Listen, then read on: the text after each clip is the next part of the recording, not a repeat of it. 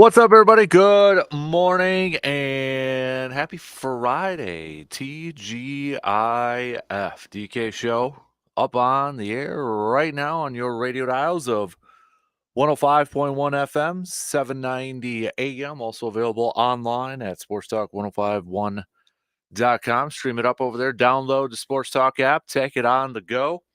And you got your video streams up and rolling, Facebook, YouTube, Twitter, Instagram here in just a skosh. But I appreciate you making us a part of your start on this Friday morning of July 12th.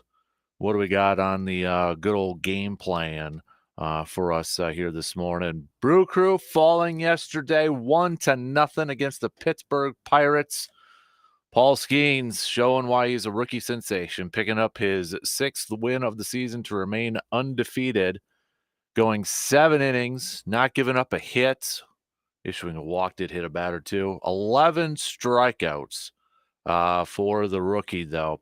And it wasn't until the 8th inning when the Brewers finally collected a couple hits and they were threatening, but not able to capitalize with bases loaded and such. Aaron Savali, though, he pitched well, too. 6 1/3, 1 earned run, 6 strikeouts. Does get charged with the loss, though.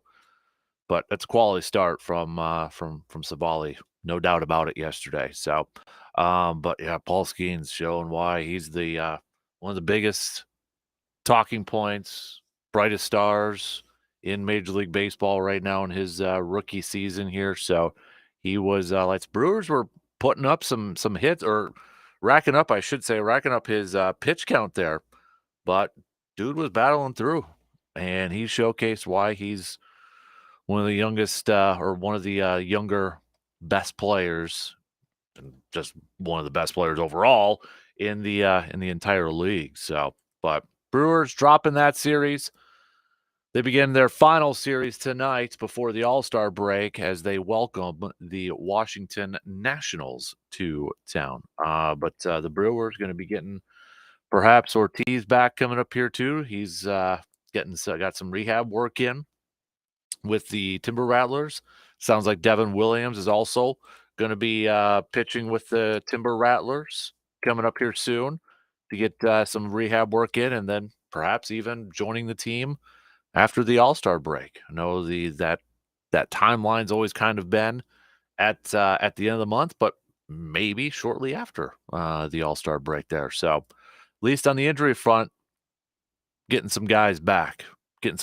Freddie Peralta is going to be on the mound tonight for the Crew, looking for his 7th win. Dallas Keuchel slated to get the start on Saturday, and then Colin Ray will get the series finale coming up on Sunday. So one more series before that All-Star break coming up here, and I think this team, a lot of, especially the pitching staff, the bullpen, and all those guys probably wouldn't mind having a week off here and just kind of gear up for that stretch run, right? Gearing up for the stretch run. So, what else do we got coming up here? Also, we're going to talk a little green and gold. We'll talk a little football here as we continue our training camp preview series. We're a little over a week away. And we're going to continue our storyline countdown. We're going to hit up a couple of them. Going to hit up a couple more here. We've talked about Matt LaFleur and the offense. We've talked about Watson and Stokes. We've talked about Jeff Hafley, and we talked about Xavier McKinney.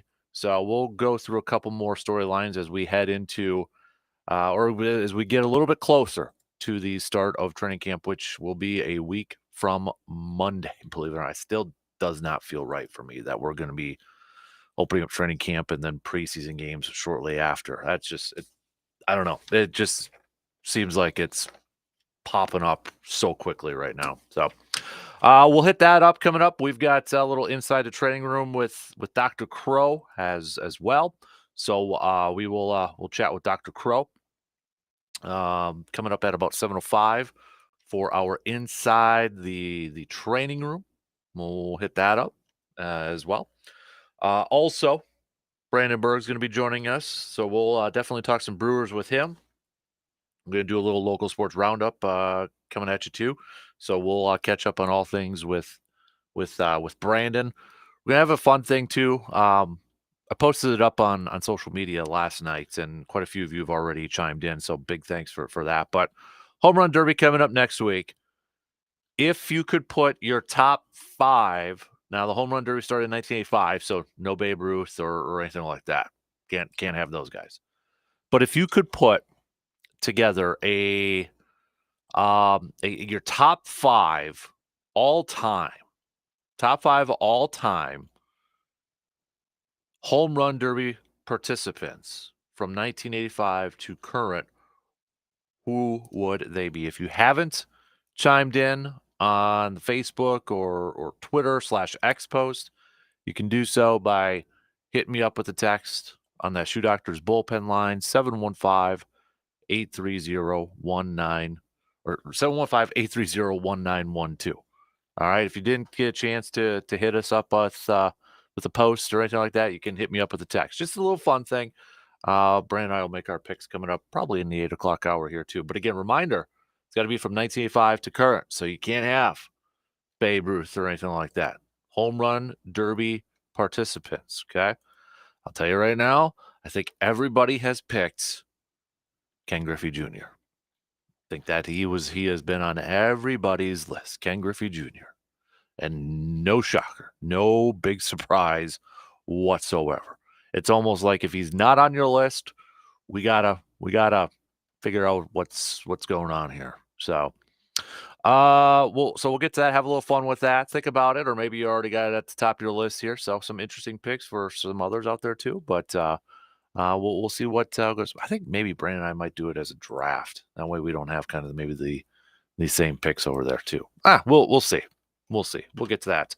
We're gonna really dive in. We're gonna do a couple of more matchups for our bracket challenge here. Chuck Cecil, by the way, did defeat Paul Kaufman, so Chuck Cecil moves on to the Sweet 16, our first member of the Sweet 16 for our bracket challenge for the most underrated Wisconsin sports athlete of all time. We're going to do 3 of them today. I forgot to post one up yesterday. So we're going to do 3 of them today. We're going to do one from the Brewers region. We're going to do one from the Badgers region. And we're going to do one from the Bucks/Open region. So we're going to have 3 more athletes. 3 more athletes join in to the Sweet 16 with Chuck Cecil. So Chuck Cecil, again, it was one of those where he led on the Facebook votes. Paul Kaufman actually led on the Twitter votes, but Chuck Cecil had more votes combined. So he moves on to the Sweet 16. All right. So, but we'll do our first one up. We'll post it up on Facebook and Twitter coming up. We'll do the first one. Yeah, we'll do 3 per hour. We'll do one this hour. We'll do one in 7, and we'll do one in the 8. So first one will be coming up here in just a little bit. So, but let's get things rolling. That's the game plan here for us this morning. Let's get things rolling. Let's begin talking a little Brewers baseball. Brew Crew falling yesterday to the Pittsburgh Pirates, to Paul Skeens and the Pittsburgh Pirates. Brew Crew struggled to get a hit on him. Finally got a couple hits off of a relief pitcher in the 8th inning there, but they were racking up the pitch count. You kind of tell that maybe that was the game plan, but even though they were racking up the pitch count on him, they weren't able to get any hits off of him. Brewers had a chance late to capitalize, base load and such. Contreras couldn't capitalize on that. So Brewers dropping this series against the Pittsburgh Pirates. But Aaron Savali, he pitched well. I thought quality start from him yesterday. 6 1/3, just that 1 earned run and 6 Ks for him too. So Hudson coming in, cleaning it up, inning in 2/3, just issuing a walk and a strikeout, and then Puero holding it down there too. But yeah, Brewers dropping that series, but they get a chance starting tonight to head into this All-Star break on a positive note. Hopefully they can win this series against the Washington Nationals and head into this All-Star break feeling pretty good, going in on a high note here. Brewers still remain 5 games up on the St. Louis Cardinals for first place in the division. The Cubs and the Reds have now moved under double digits. They're both 9 back. Pittsburgh 8.5 back from the Brewers. So let's get things rolling here this morning. Take our first break, and then we got the leadoff coming at you. We'll hit it off talking some Brewers baseball and then jump into a little storyline, training camp, countdown, preview, all that good stuff. Stick around. We'll be back in just a couple minutes.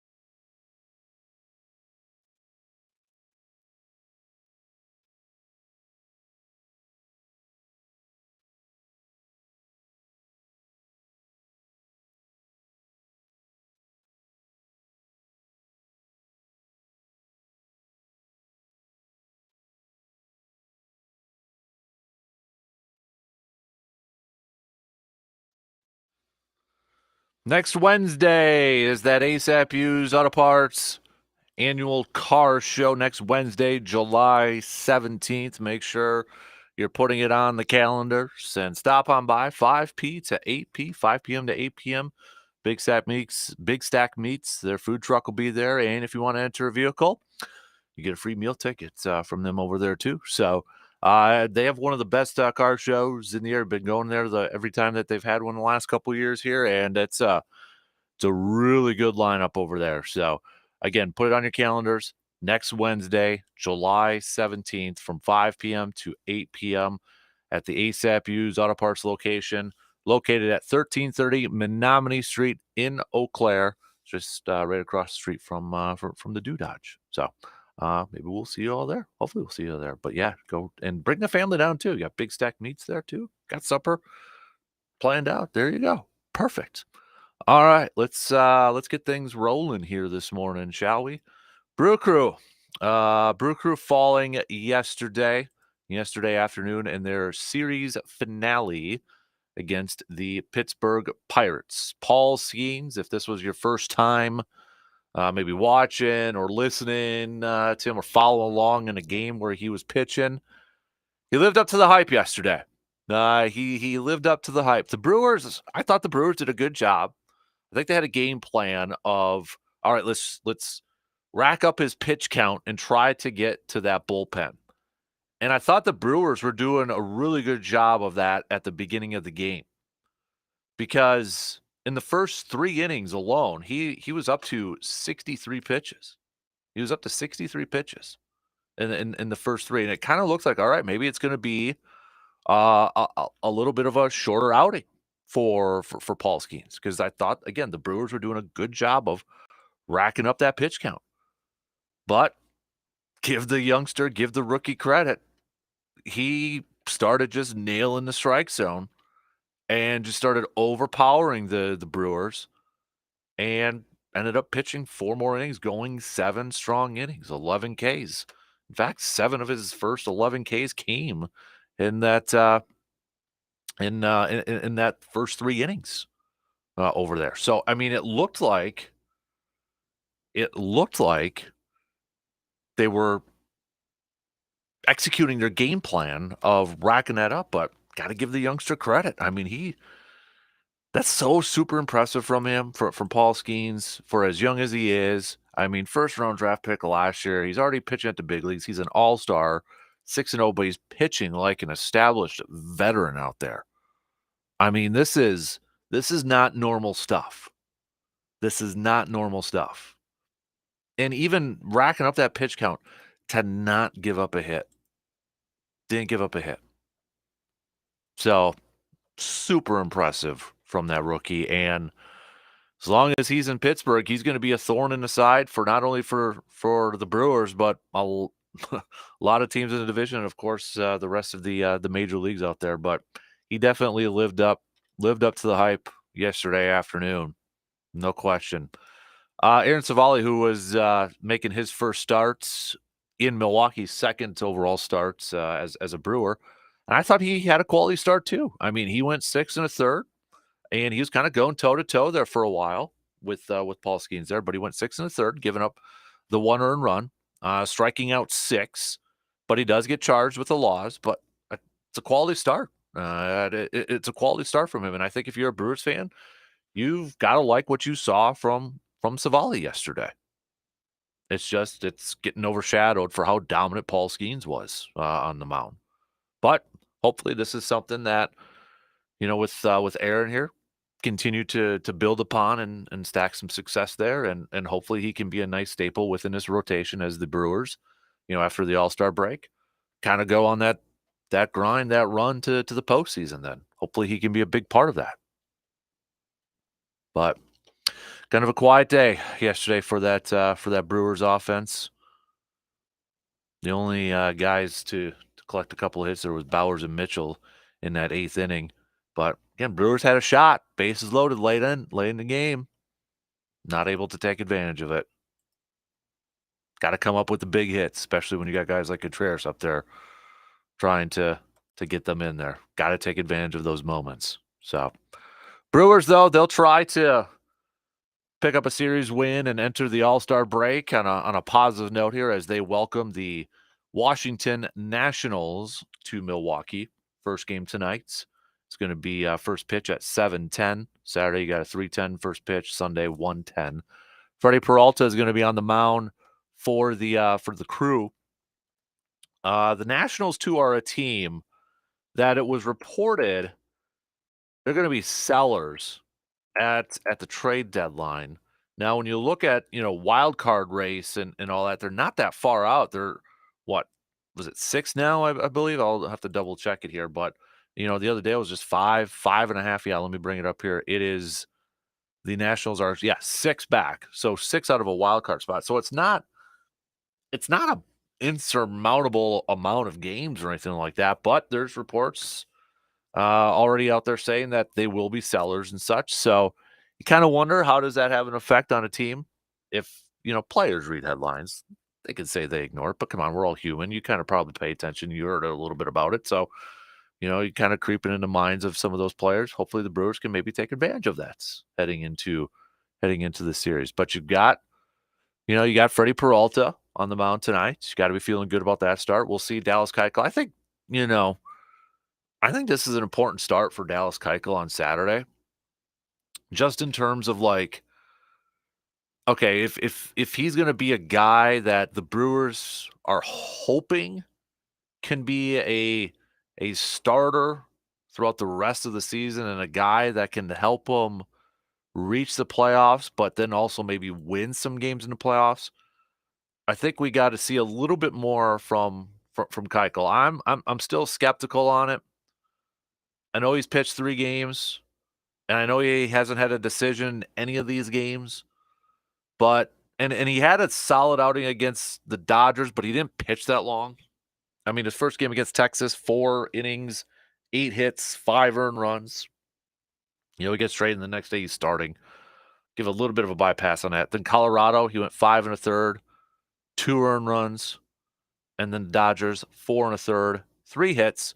And that was a game too. Remember, battled through. I mean, he grinded it out, was giving up some hits, tough situations, walked 5. Walked 5 in that game. I mean, it was his best outing, but it wasn't his cleanest performance ever.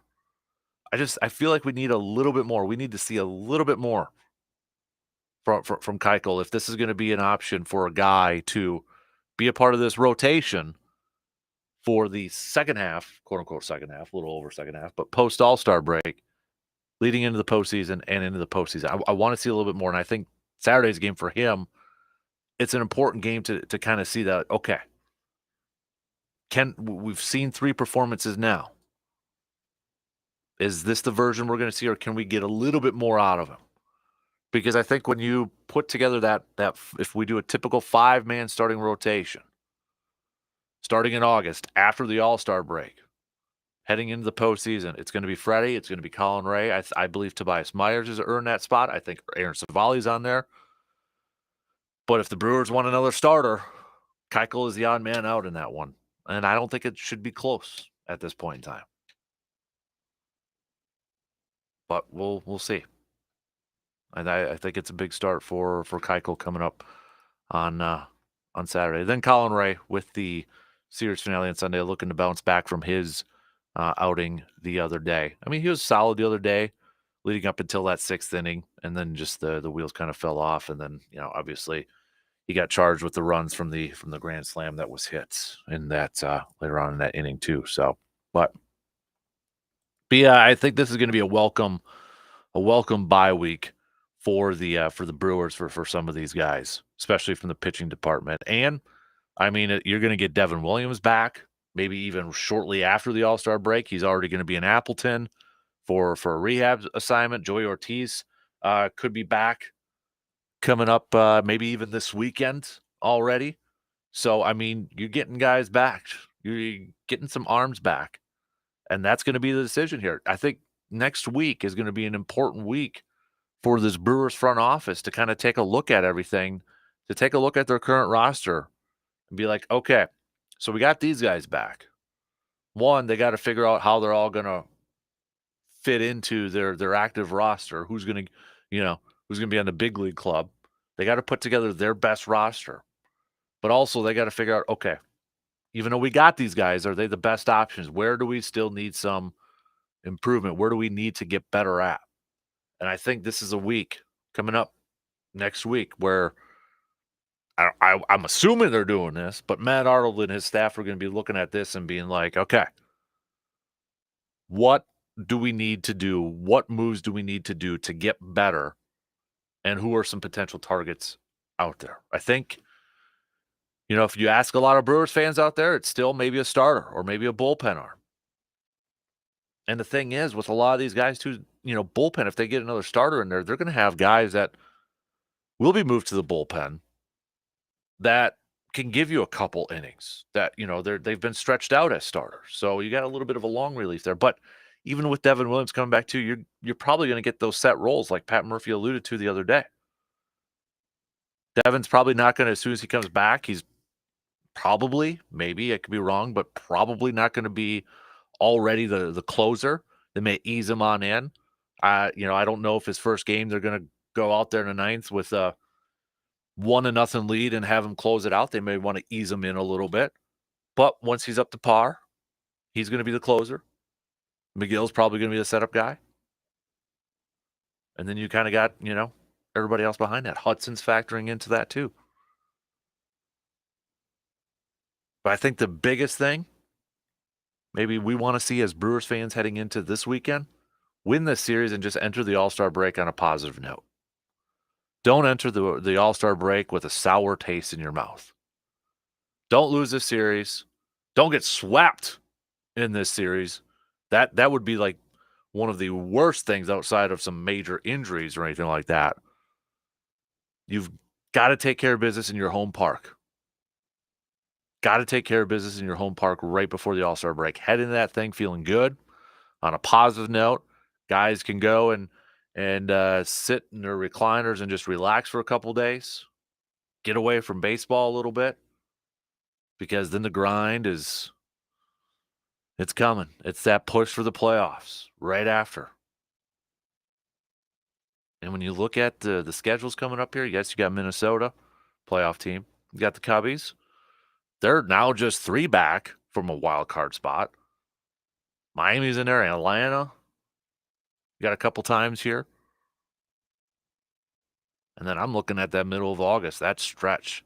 You want to talk about middle of August with a stretch run here? Starting August 6th, okay? 3 games on the road against Atlanta. You return home to take on Cincinnati. Then you welcome the Dodgers for 4 games. Then you got Cleveland for 3 games.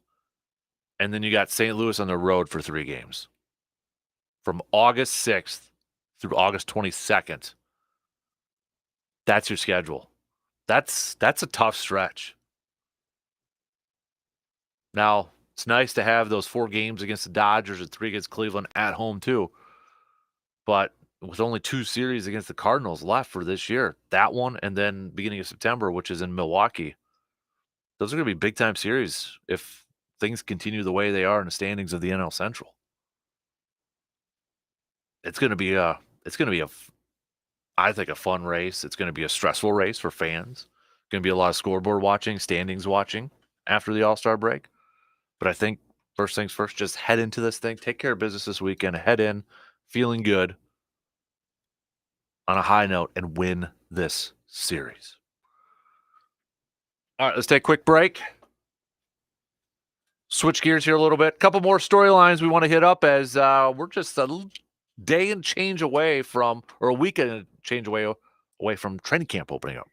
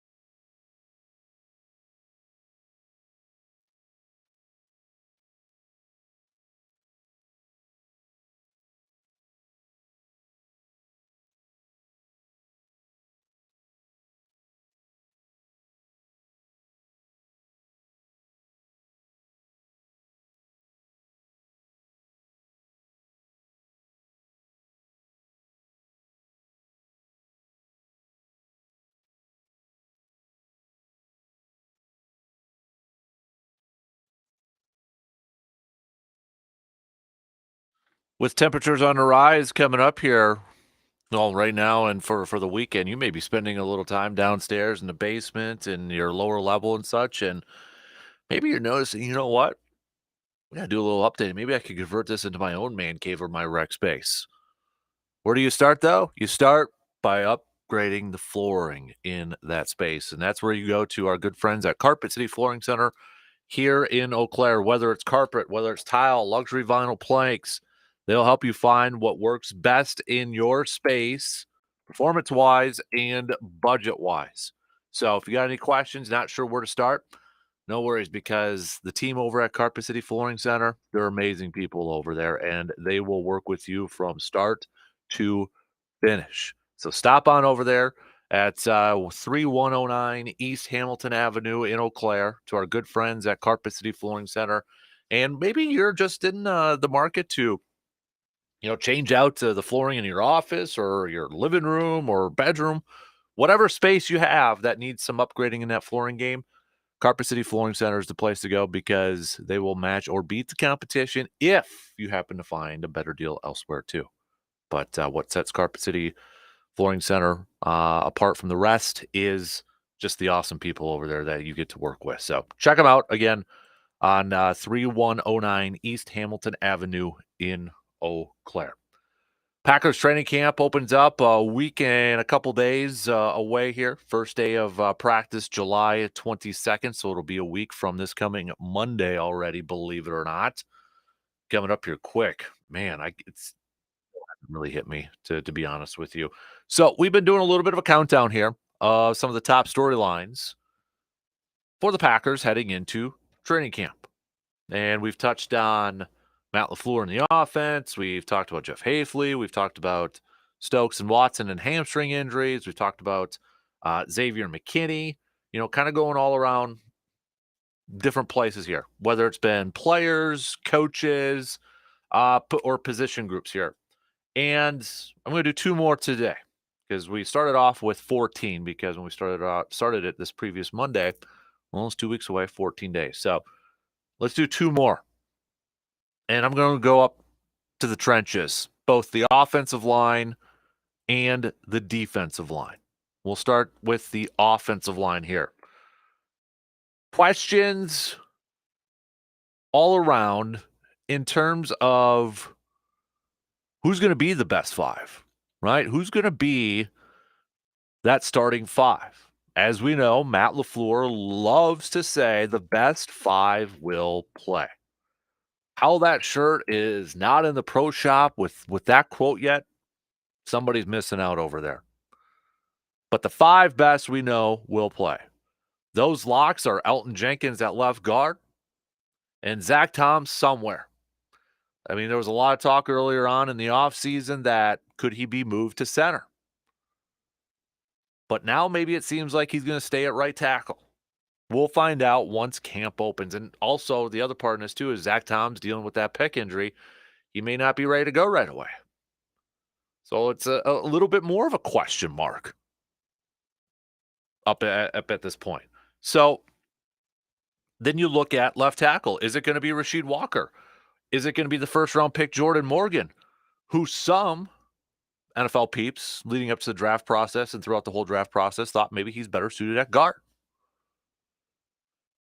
You've got Andre Dillard, who is a former first-round pick, but hasn't really lived up to that first-round expectation. Packers signed him to a minimum. Could he be an option either at the right tackle, either at a guard situation? Is Sean Ryan, a former third-round pick, finally going to get an opportunity to be a full-time starter after, last year we got to see him a little bit subbing in and out with Runyon? Or could that be Jordan Morgan's spot on here? Josh Myers, I feel like this is his final year at center, and this is a contract year for him. A guy that's kind of been under fire the last couple of years. Last year at training camp, we saw him and Zach Tom splitting snaps at that center position. Kind of like, okay, could Zach Tom take it over? Josh Myers, though, ended up holding on to it. So, I mean, you got questions galore. I think the big one is going to be, first of all, you got to figure out your blind spot. You got to figure out who is going to be your guy at that left tackle position. Is it going to be Rasheed Walker? Is it going to be Jordan Morgan? I know Andre Dillard is technically in the depth chart over there too, but I think Rasheed and Jordan have a leg up. Rasheed Walker showed some flashes last year. He showed some flashes last year. And I think you're kind of looking for maybe him to take his game up another step, to be a little bit more consistent.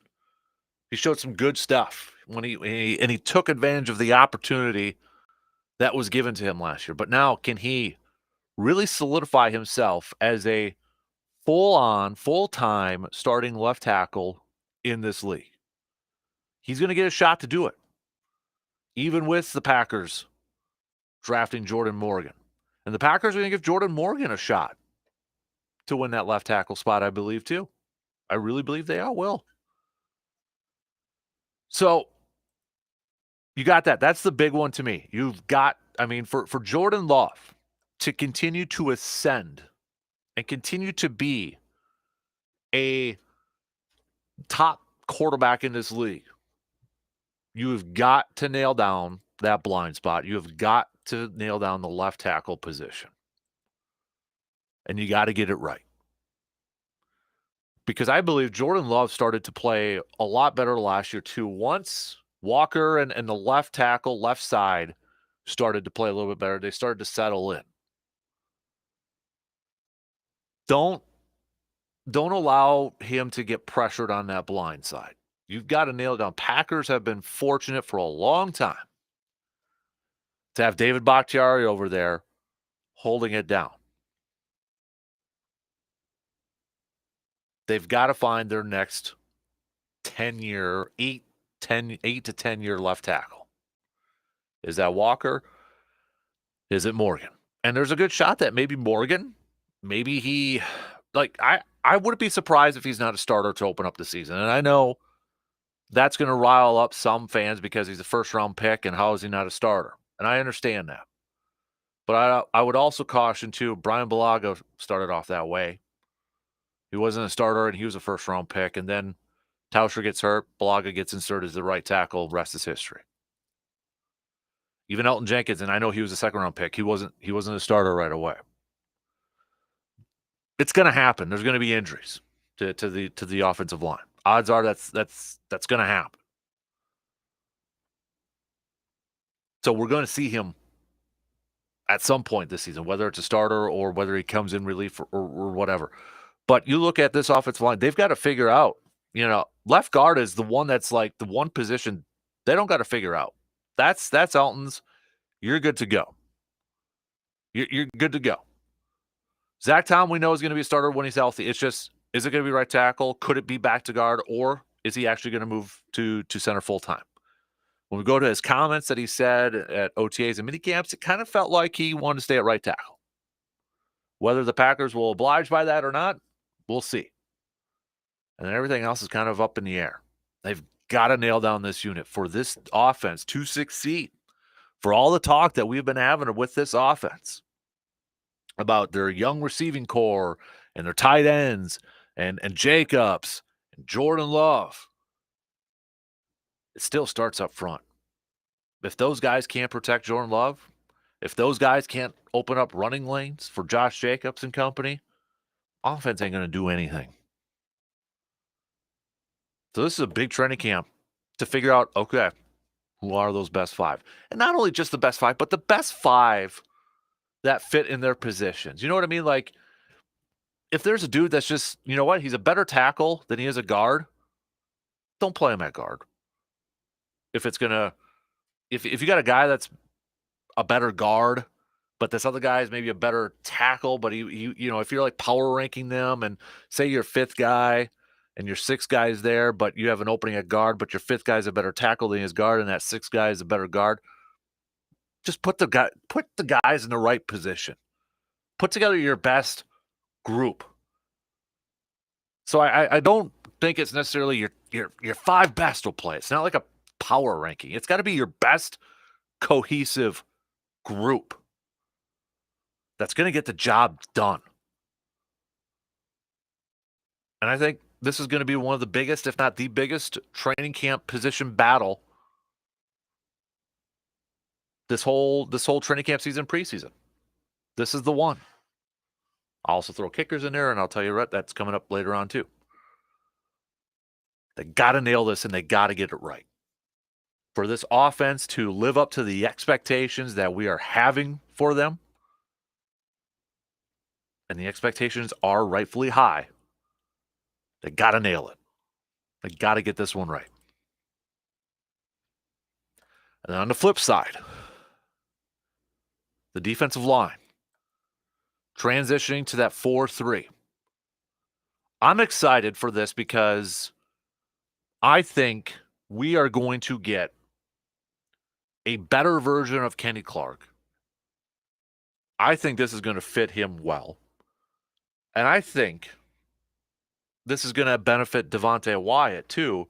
The thing is, Devontae Wyatt, this is a prove-it year for him. Last year in training camp, the guy was flashing.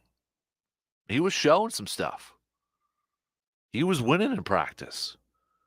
Pretty quiet in the regular season though, right? Didn't hear a whole lot about him. I think him transitioning to a 4-3 defensive tackle is going to benefit him. But now, he's got to run with that. He's got to take advantage of that. He's got to have a year this year, entering his third year. He has got to show, he has got to prove why he is a first-round pick. And I think lining up next to Kenny Clark and that defensive tackle spot on a 4-3 is going to benefit him. I think both those guys lining up next to each other, they're going to be able to benefit from each other. I think initially, Devontae is probably going to get the benefit of the doubt from opposing offensive linemen because they may focus a little bit more on Kenny Clark. Take advantage of that. And then if Devontae Wyatt starts to take advantage of that, starts to win his battles, starts to be a force up front, it's going to help Kenny Clark. So we got those two guys, and then you got like Carl Brooks and Colby Wooden, who, they may be defensive ends and such. But I think when it comes to the defensive ends on this 4-3, I think we're all kind of intrigued to see how Rashawn Gary's going to do at that spot, hand in the dirt. Lucas Van Ness, I think a lot of us, and when I say a lot of us, I mean Packers fans, kind of feel like maybe Lucas Van Ness is better suited as a 4-3 defensive end, a little bit of a, hand in the dirt. I mean, the guy is huge. You haven't seen him in person. And then you got Preston Smith over there too. I think at least I'm intrigued to see how they transition into that after standing up at a 2-point stance. Is it going to be an easy transition for those guys to put their hand in the dirt and go over there? And I think they will. I think what's going to benefit a guy like Rashawn Gary from putting his hand in the dirt is when he was a 3-4 outside linebacker, the guy tended to over pursue a little bit. And I think now with that mindset that we keep hearing from Jeff Hafley and these position players on the defensive line is like their job is to go after the quarterback and to kind of play with their hair on fire. I think if you're Rashawn Gary, that should help him. That should benefit him. The dude is getting paid like a premier pass rusher in this league. Got that big contract. And last year he started off fairly hot, but then kind of middle of the season, I think it got a little quiet there. And remember, though, too, this was a guy that was coming off of an ACL injury. So I think we're looking too for Rashawn Gary to maybe take another step. Like, is this going to really kind of put him into a, vault him into maybe a top pass rusher in this league? Is he going to start to, where other teams are going to start to take notes? Like, okay, this is a guy that could be a premier pass rusher in this league. I think one comparison, I don't know if he's a little bit bigger than him, but I think Rashawn Gary, could he be like the Micah Parsons of Dallas? Remember Micah Parsons was drafted as a linebacker 4'3" now, though. He's kind of hand in the dirt. I mean, he's listed as 245. Rashawn's bigger. Okay, Rashawn's like 265, 270, somewhere around, or 275. So he's a little bit bigger there, but maybe kind of that type of role. So I'm excited to see this group because I think they got some depth there. I thought Colby Wooden and Carl Brooks last year showed some nice stuff. You got Slayton over there, kind of and I know Slayton's more of a typical 3-4 nose tackle, run stuffing type of guy up there, but I think there's a role for him. And I'm cautiously optimistic about this group. And I think one thing too is that just having 4 down linemen, will this help improve the run defense a little bit here too? Something that I feel like has been just a constant thing that has always popped up for how many years in a row now is some stretches where the Packers' inability to stop the run has come back to bite them. And I just wonder with this now 4-3, if we're kind of just doing a base, and I would say it's probably more of a 4-2-5 or whatever we want to call it. But if we talk about just straight up base, 4 linemen up there, will we see an improvement in stopping the run? You know, we've talked about all offseason, the hype has been about press man coverage, safeties, Quay Walker moving to a weak side and all that. You haven't heard a lot of people talk about, okay, will this help improve the run defense too?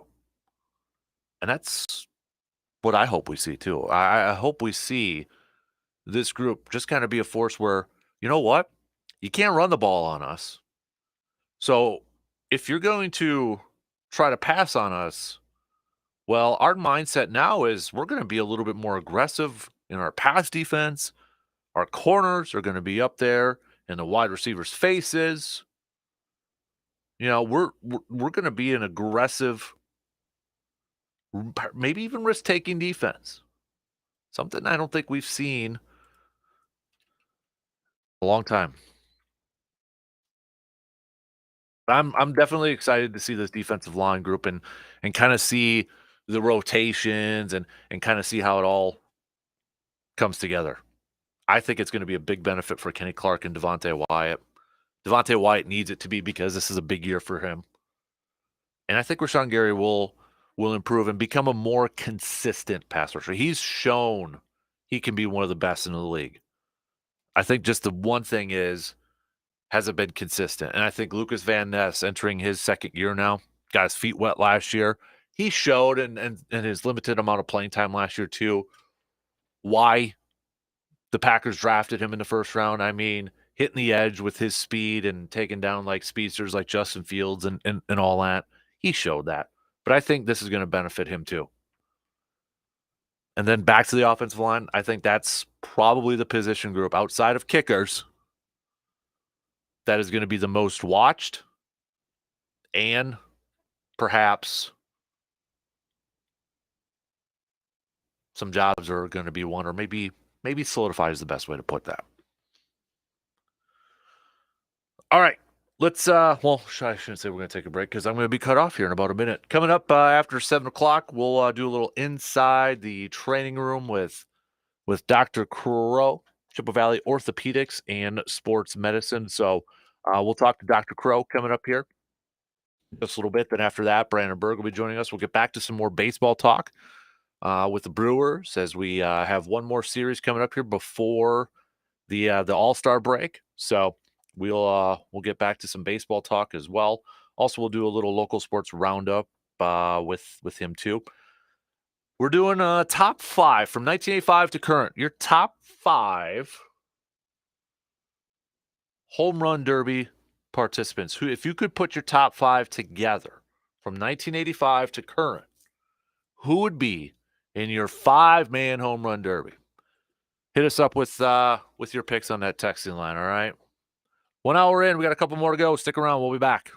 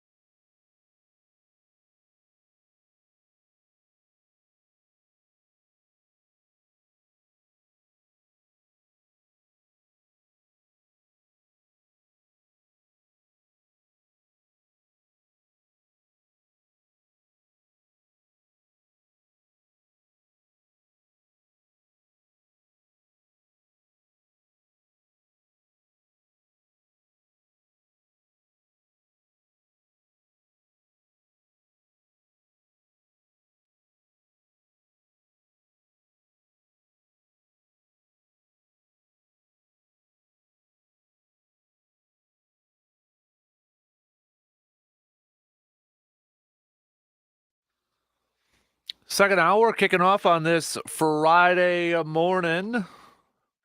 Appreciate you all tuning in, making us a part of your Friday before we head off for the weekend. Maybe you're heading off to the fair this weekend, or maybe just spending some time outside, taking advantage of the warmer weather we got over there. But coming up, we're going to be chatting with Brandon Berg here.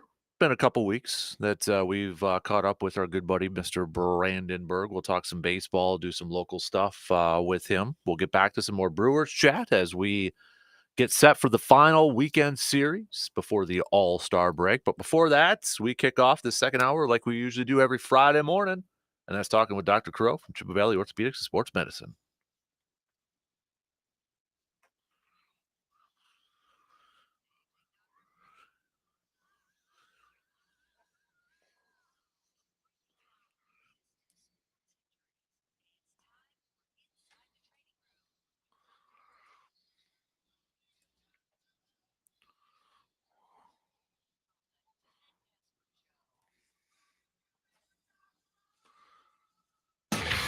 He is Dr. Crow, Chippewa Valley Orthopedics and Sports Medicine, joining us here this morning. First up, Austin, did you have a good 4th of July holiday weekend? It was great, yeah.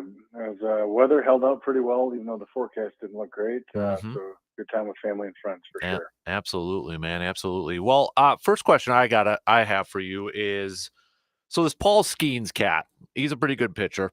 He throws throws pretty hard. I mean, so he's a youngster, and I mean, he's throwing over 100 miles an hour, like high 90s and anything like that. For all the talk about pitching injuries and such, would you have any concern about, for how hard he throws, about, if he can hold up, if that elbow or shoulder can hold up for how hard he throws?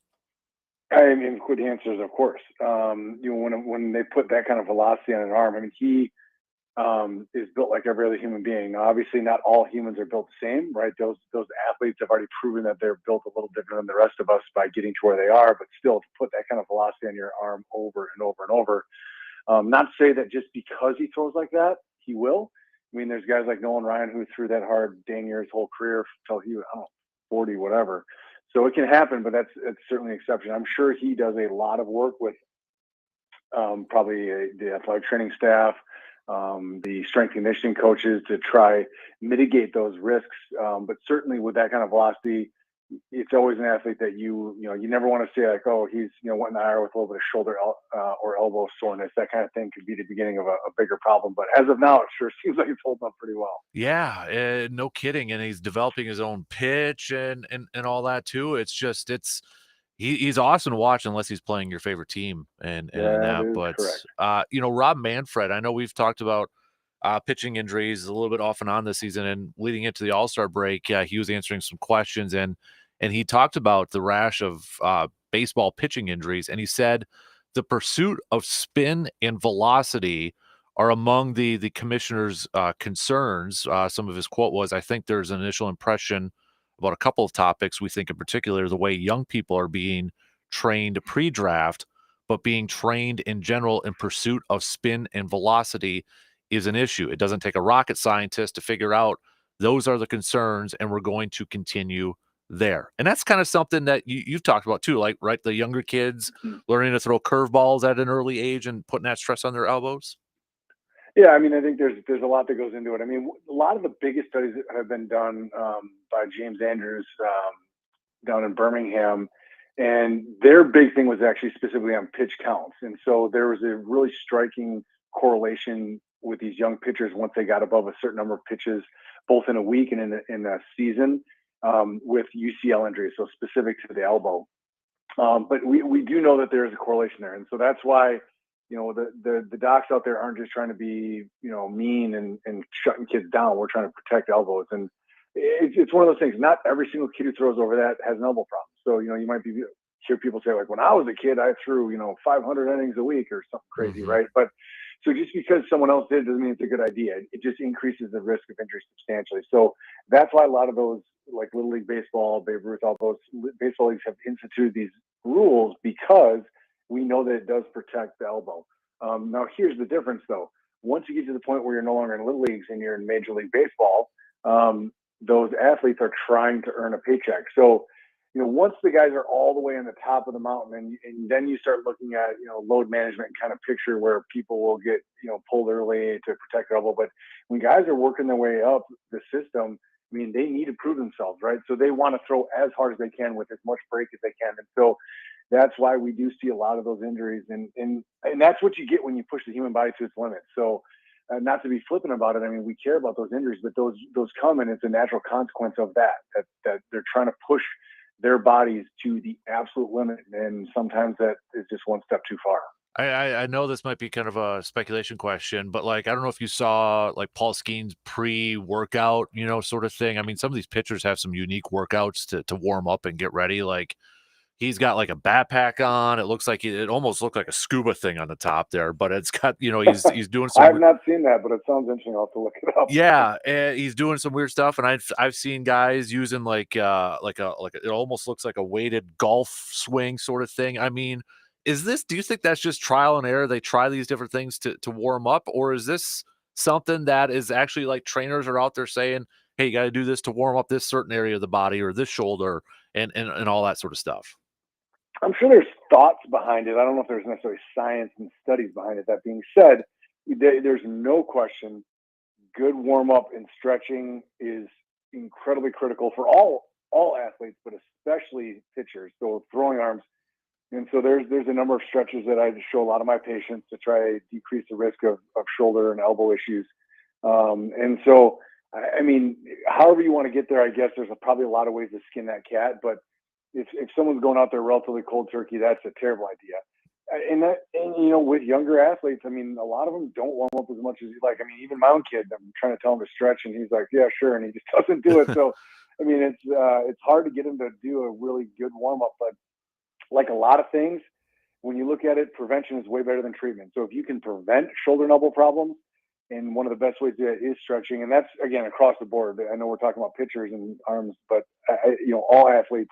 A good warm up, a good cool down, that goes a long way to preventing both acute injuries and kind of tendon and muscle based problems. So it is critical, and those training staffs have clearly worked with those pitchers. And to your first question is he at high risk? Of course, but what are the ways he can prevent that? That's probably the biggest one, is doing really good warm ups, keeping that shoulder and elbow loose, and that's going to be hopefully the way he prevents having those problems. Switching gears here a little bit, we got the Olympics coming up at the end of the month here, and something we've been having a little fun this week talking about is the 2028 Olympics, actually, and when flag football's here, and all these NFL players that want to play in the Olympics for flag football. Just pretend you were with, say, you were the head doc with your Minnesota Vikings, and Justin Jefferson says he wanted to play in the 2028 Olympics in flag football. Would you be concerned about your player playing in that due to some injury risks or concern? Because I feel like these NFL teams may not want their star players to go out there and play for a gold.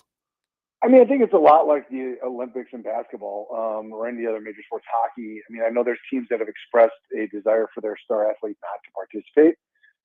But I think at the end of the day, representing your country is an important thing to do as well. If you're looking at simply from an injury, risk standpoint, it's there. I mean, those guys are going to be cutting, juking. I mean, that's what flag football is all about, right? Sharp angles, pivoting, twisting, explosive movement. So yeah, I mean, those are relatively high risk. It's designed, of course, to be low or no impact, but people are going to probably run into each other. Someone might get their leg rolled up on. So, I mean, if you're saying doing that versus not, I mean, of course, playing is going to have a higher risk of injury, but I don't see flag football as being super, super high risk. We do see a good number of injuries in our clinics from it, but a lot of times that's because, it's like guys trying to be weekend warriors playing with their kids, and, they're 40 years old and the 40-year-old body just isn't what it used to be. So, I mean, there's that, but these guys are all at peak condition. So I think it's going to be okay. Will you see injuries? Absolutely, you will. Just like you do on any sport that goes on to the Olympics. So I wouldn't be shocked if you see some teams probably raise their eyebrows and maybe even make some comments like Puri doesn't. But at the end of the day, I think there'll probably be some backlash from that as well. I think people want to see their country do well in the Olympics, and I find it hard to believe anyone will be able to hang with us in flag football, but I guess you never know. People say that about basketball forever, and the U.S. is not necessarily invulnerable, certainly. Yeah, and that was the other part of me. I was kind of wondering too. It's like, okay, that's our sport, if we get embarrassed with our sport, what would the reaction be like that? Like, I almost feel like they would want, to put out their best, but then we might just dominate so much that maybe they get rid of it after the first year though, too. Cause I was trying Well, to, I mean, we used to do that in basketball, right? I mean, remember Mhm. back in the day, and all of a sudden people have caught up, and I'm sure the NFL has probably pushed that a little bit, maybe to get a little more international exposure. But yeah, I mean, I think if we don't win the first, it's like the dream team. I mean, that's really what it's going to be. I mean, they'll probably come up with some cool name for him along those lines. I can't think of some funny pun off the top of my head, but it'll be something like that because I mean that team should mop up everybody. But maybe as time goes along, then all of a sudden the playing field gets a little more leveled. I mean, I remember when the U.S. basketball team lost their first couple games. I mean, it was like people were in shock, right? I mean, it was Mhm. like, how's that even possible? Yeah, no kidding. So, why are people still talking about Aaron Rodgers' Achilles injury? Is it just because he's Aaron Rodgers right now? Yeah, yes. I mean, it's Rogers has got to be in the news for something, right? So we got to Yeah. get attention. Yeah. I mean, at this point, I mean, it's he's going to golfing be, this weekend, so I mean, yeah. I don't see it being a huge problem. I mean, it's just the media's got to talk about something, and I guess that's going to be the hot button topic. But I think I don't envision it being a huge problem for him. I mean, is he going to still probably even now this far out from the injury? I mean, he's by the time the season starts, of course, he'll be basically a year out from the injury. No question, he'll still. I mean, if they did side to side leg testing, he's probably going to lack a little bit of explosiveness. Now we all know Rodgers, although he is mobile, he's not a true scrambling quarterback, so I don't see it affecting his game much. Um, but yeah, I mean, we'll see how he bounces back. But I expect him to do well. And there it is funny. I mean, he with that discussion of that speed bridge. I mean, the last couple of Achilles ruptures I've taken care of, my patients have asked me, "Hey, what about that?" So his comments have worked their way into my practice, but it's just interesting stuff how that works. Because I feel like we're still talking about that one and not as much about Kirk Cousins, and he was the dude that tore it more recently. So I was Yeah, like, because yeah, yeah. I see it still on Twitter. Like, is he going to be ready for week one? I'm like, why would he be ready for week one at this point? Well, yeah, he said he was ready to play last year, right? I mean, he Yeah. should, of course, be totally ready. It is what it is. I mean, he's in New York, the biggest media place in the U.S. So it's going to be. They got to talk about something. I guess I'll put it that way. Yeah. This was a couple weeks ago, but I wanted to get your thoughts on it. So Fernando Tatis Jr., he was put on the injured list with what they called a stress reaction in the thigh bone. Can you explain what that is? Yeah. So stress reaction is basically on the spectrum of a stress fracture. So when we in the femur, you said the femur. Yeah, it said thigh bone. So Has it? Thigh, yeah, which is the femur. That's really atypical. So, anytime you load the body, we damage it, right? That's what happens. Every step you take, you damage the skin, the muscles, the tendons, the bone. Now, bone is very strong, right? We walk on our bodies, and luckily they are able to withstand that. When we put stresses on it that exceed our body's ability to kind of fully rebound and heal, you can create this little kind of differential, and over time, that can lead to problems. Now, when it's in the tendon, then you have a tendinopathy. When it's in the bone, you develop stress fractures. So we commonly see that in runners. I mean, that's by far, or explosive sports like basketball, high impact things like that. To have it in baseball, certainly atypical. The femur is also a very weird place to have it. We do see it commonly in the feet, in the tibia. I mean, quote unquote shin splints. That's really what it is. It's what's called neotibial stress syndrome or a stress reaction. So to explicitly answer your question, it's basically the beginning of a stress fracture. So the loading of the bone is causing basically micro damage to the bone. You get inflammation and pain. But in the hip, I mean, not to say we don't see it, we will see it usually up around the hip. But again, I've only seen that in high volume runners, and we all know baseball players aren't that, or at least right. maybe he's training on the side doing that. So yeah, that would be very interesting. Now, the thigh bone, quote unquote, of the femur is long, right? It goes from the knee all the way to the hip. So, could it be something involving a joint issue? Potentially. So, if it's on one of the ends, it's still the femur, but usually then they'll call it the knee or the hip. So, it must be kind of in more of the shaft area or the diaphysis. So, geez, I'll read into that and see. That's a really atypical place to develop it. Yeah, I mean, so what they have to do basically is what I just talked about. So you have the damage and the healing. It's really hard to just ramp up your bone healing, right? That's not the way it works unless he has some kind of vitamin D or calcium deficiency, which I'm sure they're looking at and treating. but you basically have to flip it and reduce the damage, so you shut it down. So you basically take an athlete and say, all right, we're going to shut your body down, and the body should heal that very well. So I don't see it being a long-term problem, but you do have to ask yourself, why is this athlete getting it? Certainly we can see, vitamin D deficiencies can correlate with that to a certain degree, but even so, in a athlete at that level to develop a stress reaction in the femur is really atypical. Interesting. So good stuff as always, man. Hey, Dr. Crow, inside the training room, Chippewa Valley Orthopedics and Sports Medicine. Appreciate it, buddy. Enjoy the rest of the week, and we'll catch up with you again soon, okay? Absolutely. Have a great one. You too. There you go. Dr. Crow. Love talking with Dr. Crow every Friday. Good stuff as always. Chippewa Valley Orthopedics and Sports Medicine. Sometimes I like talking to the next guy, but we'll take a quick break, and we'll get Brandon Berg coming up here. All decked out in his Hams tee, too. How about that? He's ready to go. You're listening to the Dan Kasper Show.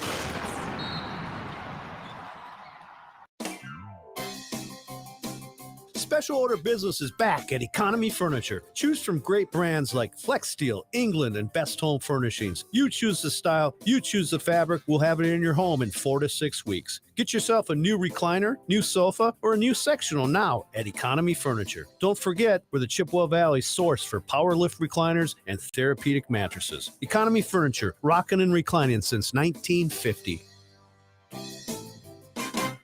With Progressive's Name Your Price tool, you can easily find coverage options that fit your budget. If only it was that easy to name your baby. How about Jaden? Nope. Okay. Michael? Went to middle school with a glue-eating Michael. Sebastian? Dated one in college. How about Damien? Vampire name. All right. Greg? Not feeling it. Okay. No worries. No worries. Jeffrey? Oh, love that one. Wait, really? No. Find coverage options that fit your budget with Progressive's Name Your Price tool. Get a quote at Progressive.com. Progressive Casualty Insurance Company and affiliates. Price and coverage match limited by state law. Not available in all states. Presenting Again Fling's love story. Dear love of my life, we were on the 12B bus this morning when I caught a whiff. A scent so fresh, so life-changing, I had to find its source.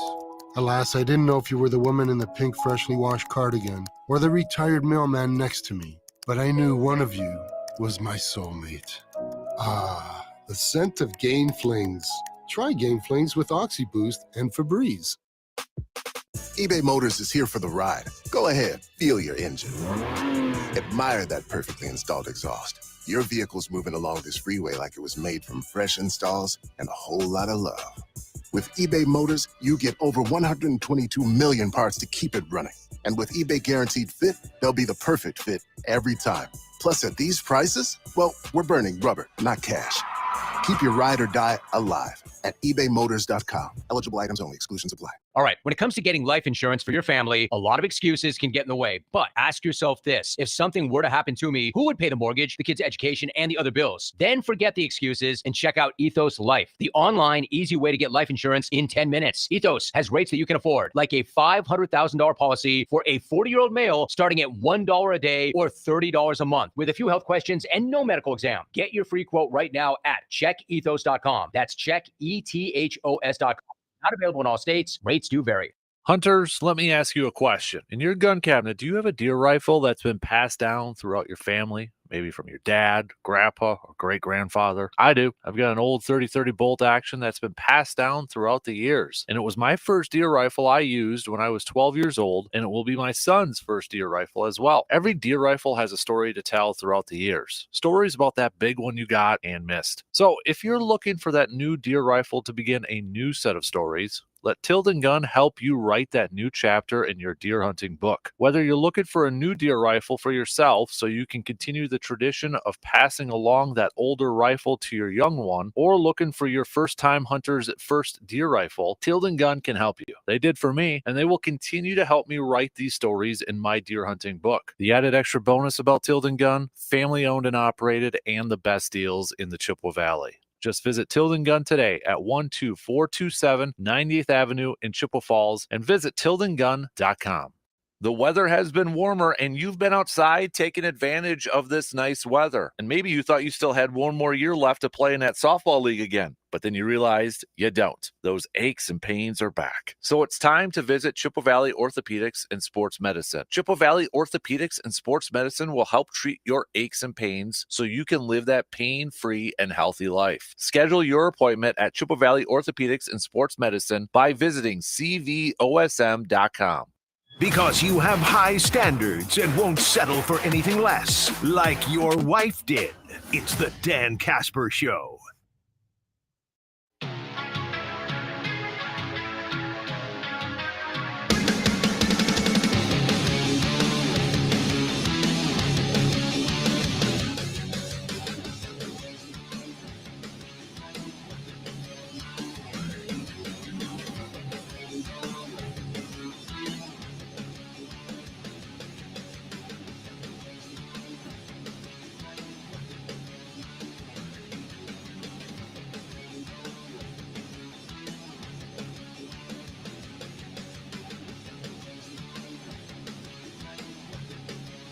As my buddy Brandon just informed me too, it is 3 weeks from today that we got the classic. 1, 2, 3. You're right. 3 weeks I from can today. count. Not much higher than 3, but I can get to 3. That's better math than I would have gone out there. But 3 weeks from today, holy crap! I know.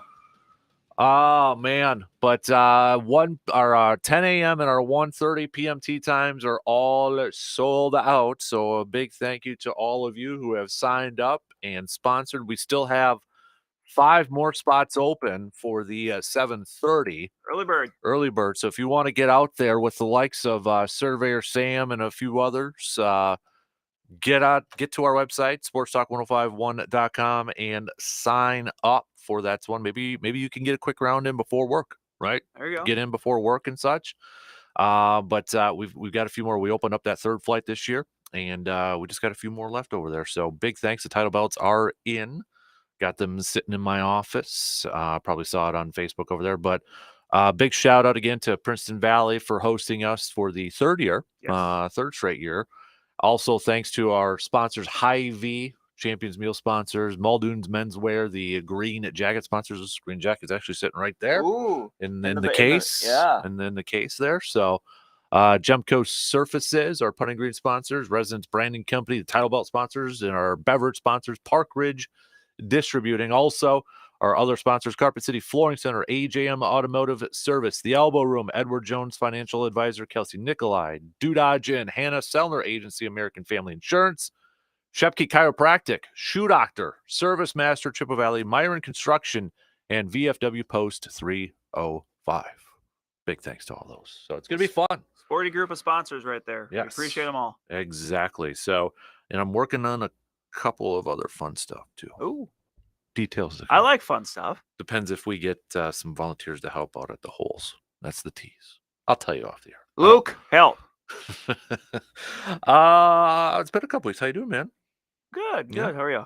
I'm okay. Brewers wise, we got one more series to the break. So, how you feeling about the team? Paul Skeens, I think, lived up to it. Yeah. Yesterday. I mean, he's awesome. I think the Brewers. I thought they were executing their game plan at the beginning, trying to get him up in the pitch count. Yeah, and then it just kind of, and then part of that you credit him because it just seemed like he got better as the game went on. But it just seemed like once they kind of got into those, the 6th to 7th inning, they were just trying to attack earlier in the count. It just wasn't working. Mm-hmm. There was a lot. I forget if it was the 6th or the 7th inning that there was, the Brewers didn't have a single called strike. Yeah, it was like a 6 or 7 pitch inning. Mm-hmm. They got the head a couple times and they tried to get a pitch and attack it, but that's just tough against a pitcher of that caliber. So, and it's just, to me, it's super impressive. The first 3 innings, he was already over 60 pitches, I think, and he's still only 21, 22. He was a first round pick last year. He pitches like a veteran right now. Right. I mean, he pitches like he's been in the league for 10 years almost. It didn't faze him that they were racking up that pitch. He just dialed it in more, and it just felt like he started okay, I'm going to overpower everybody at this point. Right. And just started throwing strikes. I mean, it was, as a Brewers fan, I don't want him in Pittsburgh because we're going to see him more times than not. But it's, do you, so this is kind of like a receiver fair question when it comes to him.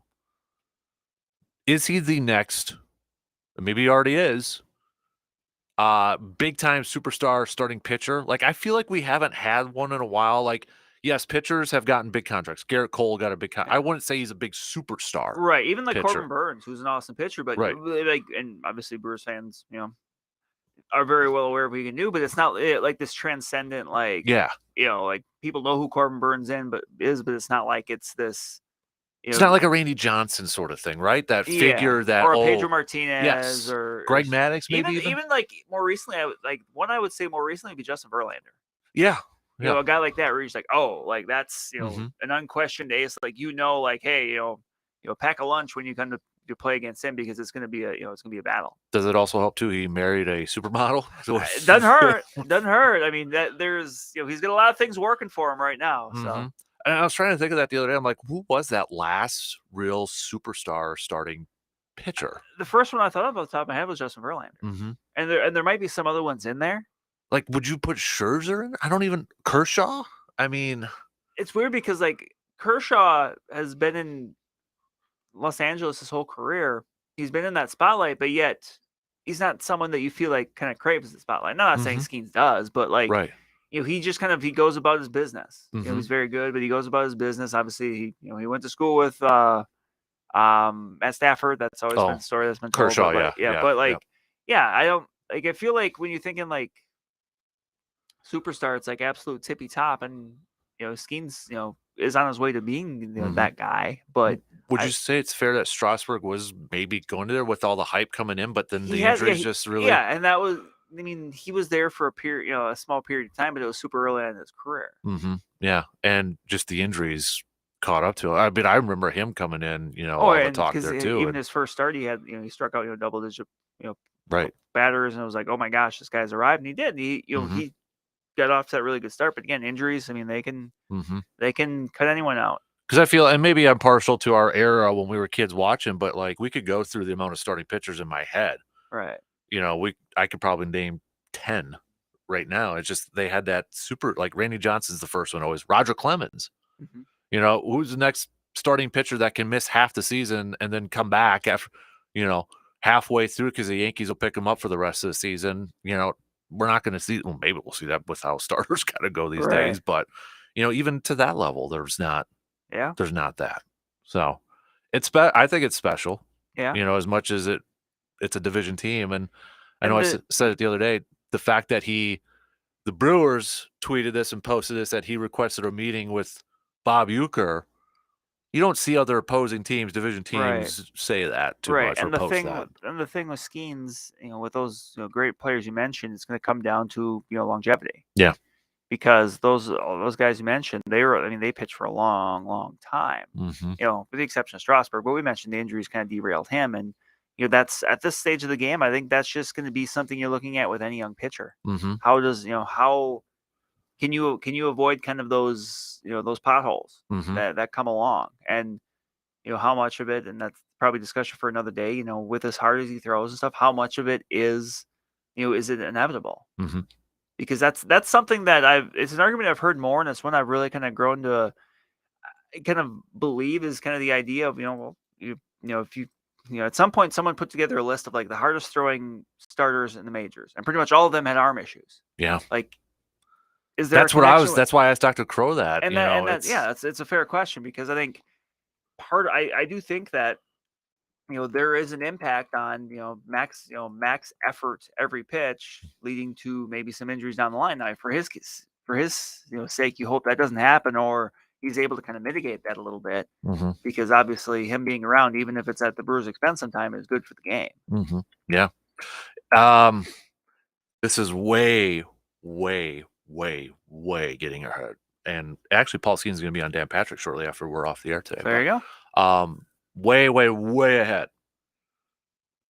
But considering his age and the start he's on right now, for all the talk that there will never, ever, ever be another 300-game winner. Yeah, that is way, way, way, way, way. Way. He's got 293 more wins to go. That's it. But you factor in age for how quickly he started his career. With the talk is, well, who's going to be the next one? is he the most likely option at this point? It's a good question. I mean, you would think inevitably there's going to be one of those younger guys, even with all of the injuries, that maybe doesn't get bit by the injury bug. It happens to some people. Yeah. Maybe it's him. And if that's the case, I mean, possible. Like if I were to put a futures bet down, I'd probably be like, that might be my best chance to do it.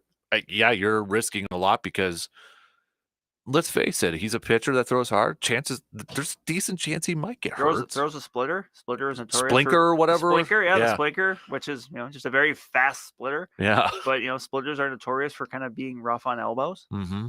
Yeah. It's going to be fascinating watching his career. It is. I don't know if it'll be all with Pittsburgh. Yeah, I mean, which sucks if you're a Pirates fan because you look at O'Neal Cruz, you got Brian Reynolds locked up, you got this guy now. Yeah, they've got some young. There's some young talent there. I mean, at some point it's going to come down to ownership. It's going to come down to Bob Nutting doing what he does not like to do, which is spending money. Mm-hmm. Yeah, I mean it's a fair question. Like in 5 years, is he going to be there still? Yeah. I mean, it sucks that you have to kind of think about it that way, especially if you're a Pirates fan. But mm-hmm. yeah, and part of that's the way baseball is, but also I think part of that too is just that is specific to ownership thought as well, because Pittsburgh's ownership over the years has not, has not spent money. Right. Yeah, and maybe that's on the flip side for fans.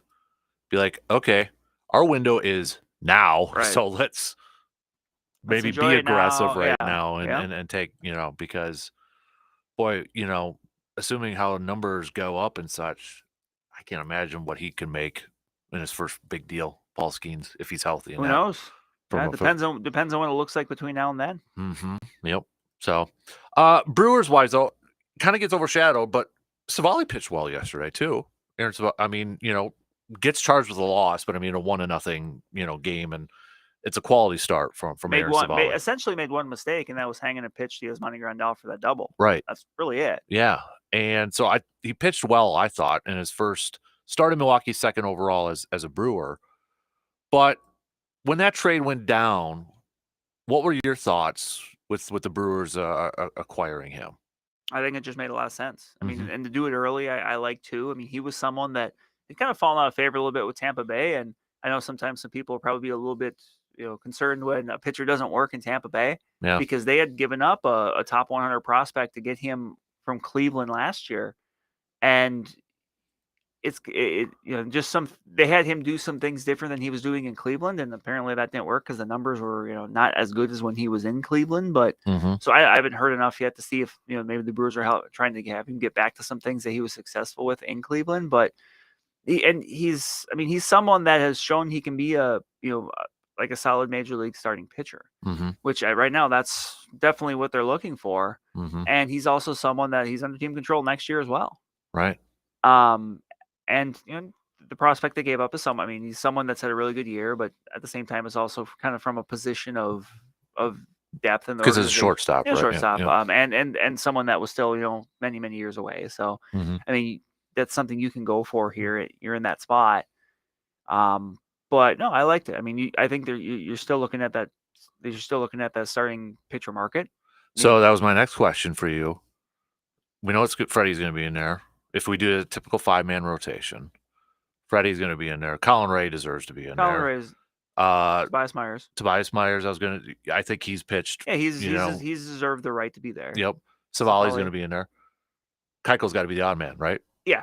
I think you can go and get another one. And this is something maybe either next week or maybe that week after. I mean, if we want to kind of go through maybe a bit of our wish list, because next week would be a good one. Yeah, we can do that.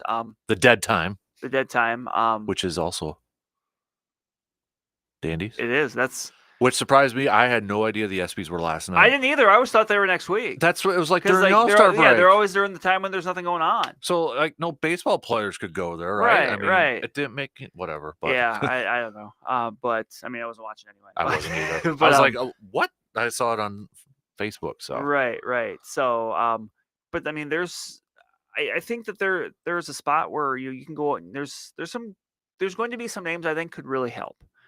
That they could maybe go out there and you wouldn't have to overspend for. Obviously, I think Garrett Crochet is kind of the apple of everybody's eye. I don't think that's going to happen. Yeah. For a couple reasons for Milwaukee, But I think there's some other guys. I think right now, let's put it this way: if you're thinking long term about okay, who could the Brewers acquire, I'm just gonna say you should be cheering against the Rangers and the Blue Jays. Okay. Because both those teams have several starters I would love to see in that Brewers rotation come beginning Is of one August. Scherzer? I mean, it'd be okay, but he's not the top of the list. Okay, I wasn't. Okay. He's because I know he was just asked about it, and he said he wasn't going to waive his no trade. But he said he thinks the Rangers can make a run, which I appreciate him kind of saying that. Basically, like, oh, we can do it, we can make a run. I mean, 2 weeks from now, he could be singing a different tune if they go, Yeah, it takes if they one win 3 team games. like that's like dominant and be like, hey, we want you. Be like, oh, okay, I'll come. I mean, yeah, if the Dodgers came up and said, hey, Max, would you like to come back? Yeah.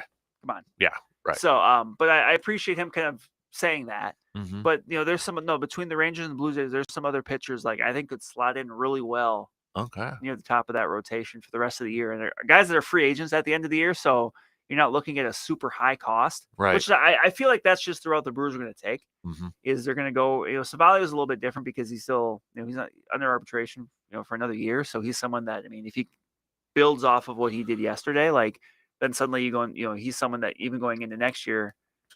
Let me ask you. This is actually from my little guy Hudson. Why is Aaron Ashby not in this conversation?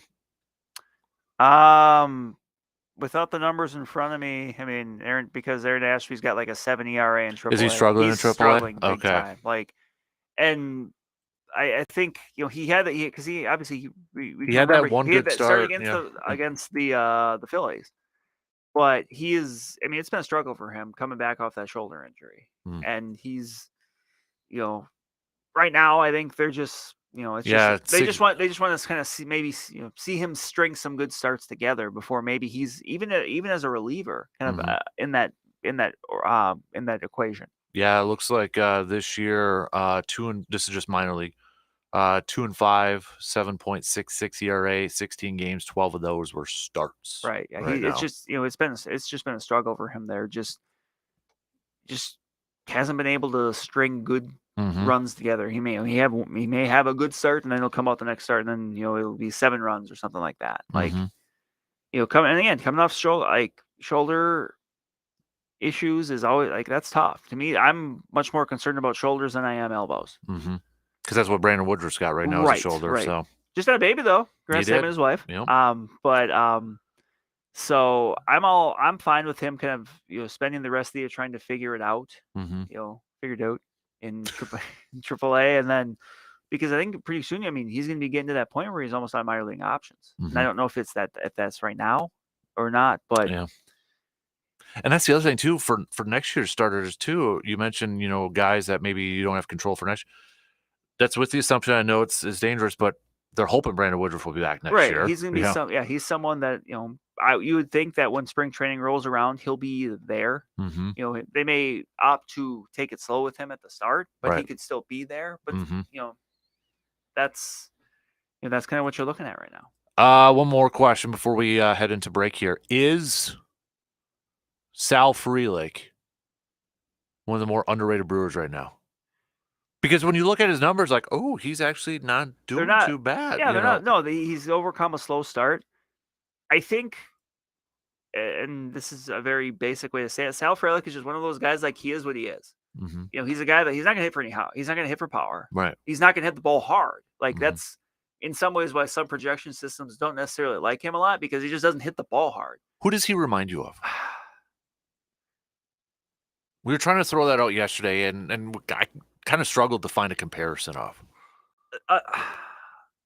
It's not perfect, but when I think of like his slash line and kind of the way he is, I'm going to give you a comparison, and I don't know if it's 100% accurate, but the more I think about it, the more I like it. Brady Clark.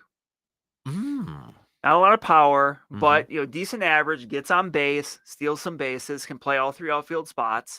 Doesn't have a real strong arm, but still he's going to be good on defense because of his range. Yeah, he can his run. speed. Yeah, that's the thing with all these Brewers outfielders; they can cover ground. Well, it's like that outfield yesterday was just speed all across well, that's the board. Like that might maybe you could make a case for Churio over Frelick, but like that's about as good of a defensive outfield as they can put out. No disrespect to Christian Yelich, but You were covering a lot of ground with Perkins in center, Mitchell and right, and Freeland on left. So. But that was kind of just off the top of my head. A guy like Brady Clark, who played in the early to mid 2000s, had a couple really good years for them. But like, it works within this kind of outfield rotation they have because all those players are a little bit different. But he's someone that has overcome a slow start, and he gets on base. He's a dude that kind of maybe I don't know. I feel like we're seeing his personality a little bit because he seems kind of like a goofball in the dugout a little bit. You know, like when there's a base hit, the seeing eye, sort of thing, or when Hoskins hit the home run the other day, he's got like the hand over his eyes, looking. I mean, he's having fun. It seems like, right. And right now, I think Pat Murphy's kind of approaching it the right way with you've got all these outfields. You kind of have a rotation built in, and like. Okay, when a lefty's out there, Garrett Mitchell's probably not going to be the guy out there or whatever, but like he's getting them all a decent amount of playing time right now. Although I do appreciate what Murphy's doing with Terang now against left-handed pitchers, where he's kind of has that mindset, go prove that you can hit lefties. Like he's not shielding them from him. He's giving him that chance, I think, in part because a starter may only be in there for half the game, so you want to make sure he's out there. But also the defense matters too when it comes to Bryce Terang. Right. He's giving him a chance, even if he's bumping him out of the leadoff spot because he's a much better hitter against righties than lefties. He's still there. So where if you bat him ninth, maybe by the if you have a good day by the second or maybe third time Bryce Terang is hitting, the lefty's out of the game. Right. Yeah. And ideally, that leadoff guy against lefties is Joey Ortiz. Obviously, he's working his way back right now out on a rehab assignment with the. Might be even be back this weekend. He might be, but with the Timber Rattlers. I think the last few times it's been Jackson Churio. Yep. Which is fine, even though Churio's a better, I think numbers wise, better hitter against righties than lefties. Like but he's been hitting so well lately that I think you're fine giving him that shot in that spot. Yeah. Biggest thing heading into this weekend, really quick, just win the series and enter the All-Star break on a positive note. They come out, they win the series against the Nationals. I think, you feel pretty good going in there. They're up 5 right now, right? Yep. Okay, so and the Cardinals play the Cubs, I believe. I believe so, yep. And I believe they have a makeup game in there as well, so I think that's a 4-game series. So, and the Cubs are... so probably best just to split that one? I mean, because Cubs are 9 back. You don't want to win but the 4. Cubs are coming. The Cubs are coming off a good series against the Orioles. I think they swept the Orioles. So I mean, they're I mean, that's one of those where people will joke a lot of times. It's like, oh, the Cardinals are playing the Cubs. Who are you cheering for? And I'll say rain. But I think if you're a Brewer fan, that one you probably want the split, and then if the Brewers win their series, then kind of evens out that way. So yeah. All right. We got to take a quick break. We'll finish up the second hour here. And then coming up next hour, Brandon and I are going to draft from 1985 to current our top 5 home run derby hitters. Who would we pick? We're going to do that next hour. Got a take on today's topics but can't call in? Then hit us up on Facebook, Twitter, or the text line and let your fingers do the talking.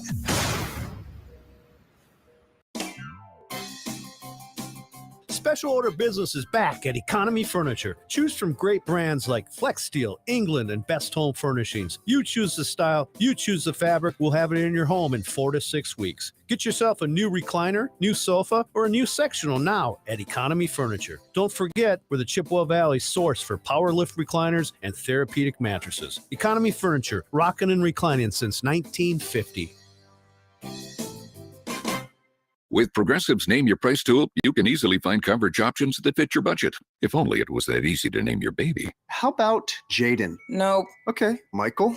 Went to middle school with a glue-eating Michael. Sebastian? Dated one in college. How about Damien? Vampire name. All right. Greg? Not feeling it. Okay. No worries. Jeffrey? Oh, love that one. Wait, really? No. Find coverage options that fit your budget with Progressive's Name Your Price tool. Get a quote at Progressive.com. Progressive Casualty Insurance Company and affiliates. Price and coverage match limited by state law. Not available in all states. You want to feel important. You want to be a part of something bigger, something that matters and can help change things. You want to feel like you belong. We know. We felt that way too. And that's why we did something about it. We aren't just Army National Guard soldiers. We are normal people just like you. And together, we can make a difference. Take on your legacy. Visit NationalGuard.com to find out more.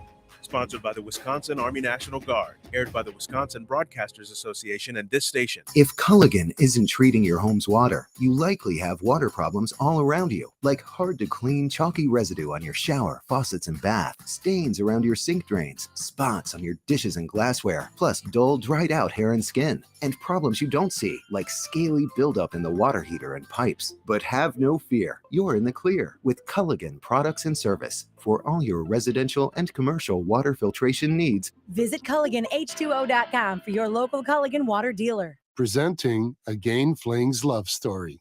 Dear love of my life, we were on the 12B bus this morning when I caught a whiff.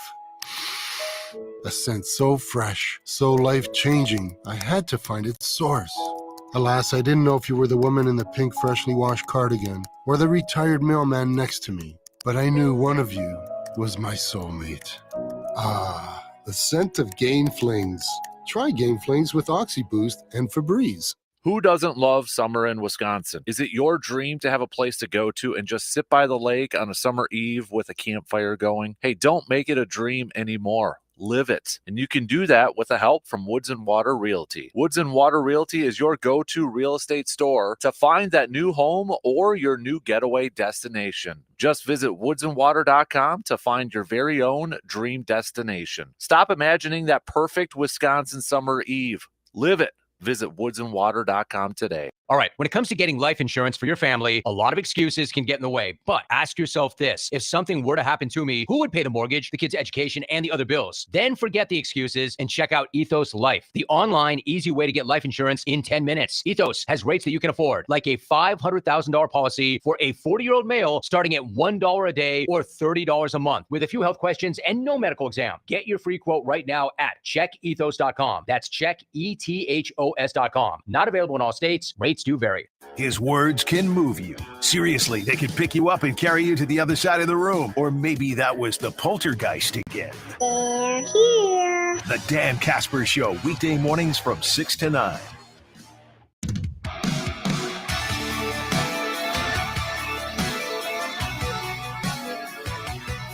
Don't forget, if you're heading out on the water and doing some fishing and you're having some luck with those catches, send us your photos so we can put them up on the Tilden Gun Trophy Gallery up at our website, sportstalk1051.com. Just click on the Outdoors tab over there. And, well, if you want to get ready for hunting season, because it's going to be here before you know it, make sure you head to Tilden Gun if you're in the market for a new deer rifle or turkey shotgun, or maybe for duck season coming up here too. So you can also visit tildengun.com to check out their massive selection, best prices, best selection in the Chippewa Valley.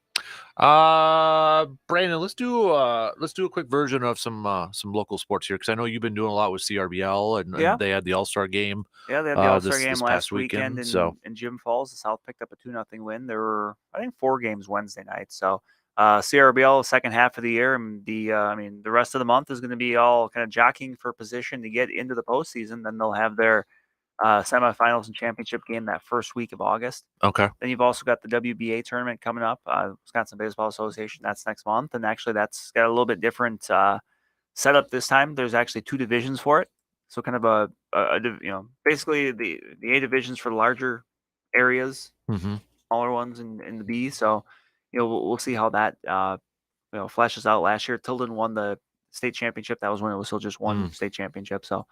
But yeah, that's kind of getting down to it. There's a few games this weekend, but going to be a lot of games coming up here. Anything kind of on the prep scene right now? With, I know there's some basketball stuff, tournaments. Yeah, camps, there's always that summer stuff. I would say Legion baseball is kind of you're kind of getting down the stretch here. With regionals are coming up in a couple weeks. So okay. Already regionals for that too. Jeez. Legion baseball season's so fast. Yeah. It starts, early to mid part of June, and the regionals are, I believe, a week from not next week, but the week after. I know Chippewa Falls and Eau Claire are both playing up in Superior. So okay. And then you take your regional champions, and this year the state tournament's down in Wisconsin Rapids. So yeah, that's coming up here. So you got teams kind of getting into, I'm sure maybe some more tournaments here this weekend or next weekend, some other games. It's very much kind of a grab bag of, play games when you can, when Mother Nature allows, especially this year. But yeah, that's kind of coming to a head as well. When does football practice begin? The first day of football will be the 6th. August 6th? I believe so. Okay. It's that first Tuesday of August. Okay. So the Tuesday after the Casper Classic. And that's for 11-man teams.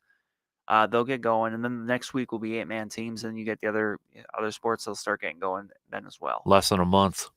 Yeah. Less than a month. Yeah, I've been talking with various football coaches for my conference realignment series, and yeah, it's interesting because now you're starting to get some of these teams that are doing their contact days, where basically it's a day, days during the summer you can kind of get together and you can kind of practice, but not really. Usually they take them as more lighter things, but you've got a lot of those coming up. Some are doing them this week, but a lot of them like to do them once it gets a little later in July, just so it's a little bit closer to the season. So there's maybe a little bit better retention on some of the stuff you're dishing out to the kids. So, but yeah, we're not that far away.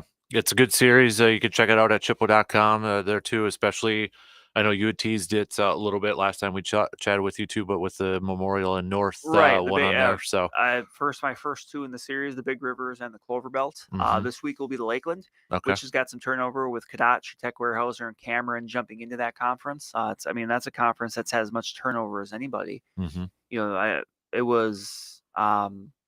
had looked it up. I think it was 2011, which was the last year before 8-man returned full-time in Wisconsin. There were 24 total teams across 3 different divisions classified as the Lakeland. There's Large Lakeland, the Small Lakeland, and the South Lakeland. Now there are like 7 or 8, and there's only 3 teams that have been in that conference the entire time. That is not Cameron, sorry, Grantsburg, Webster, and Unity.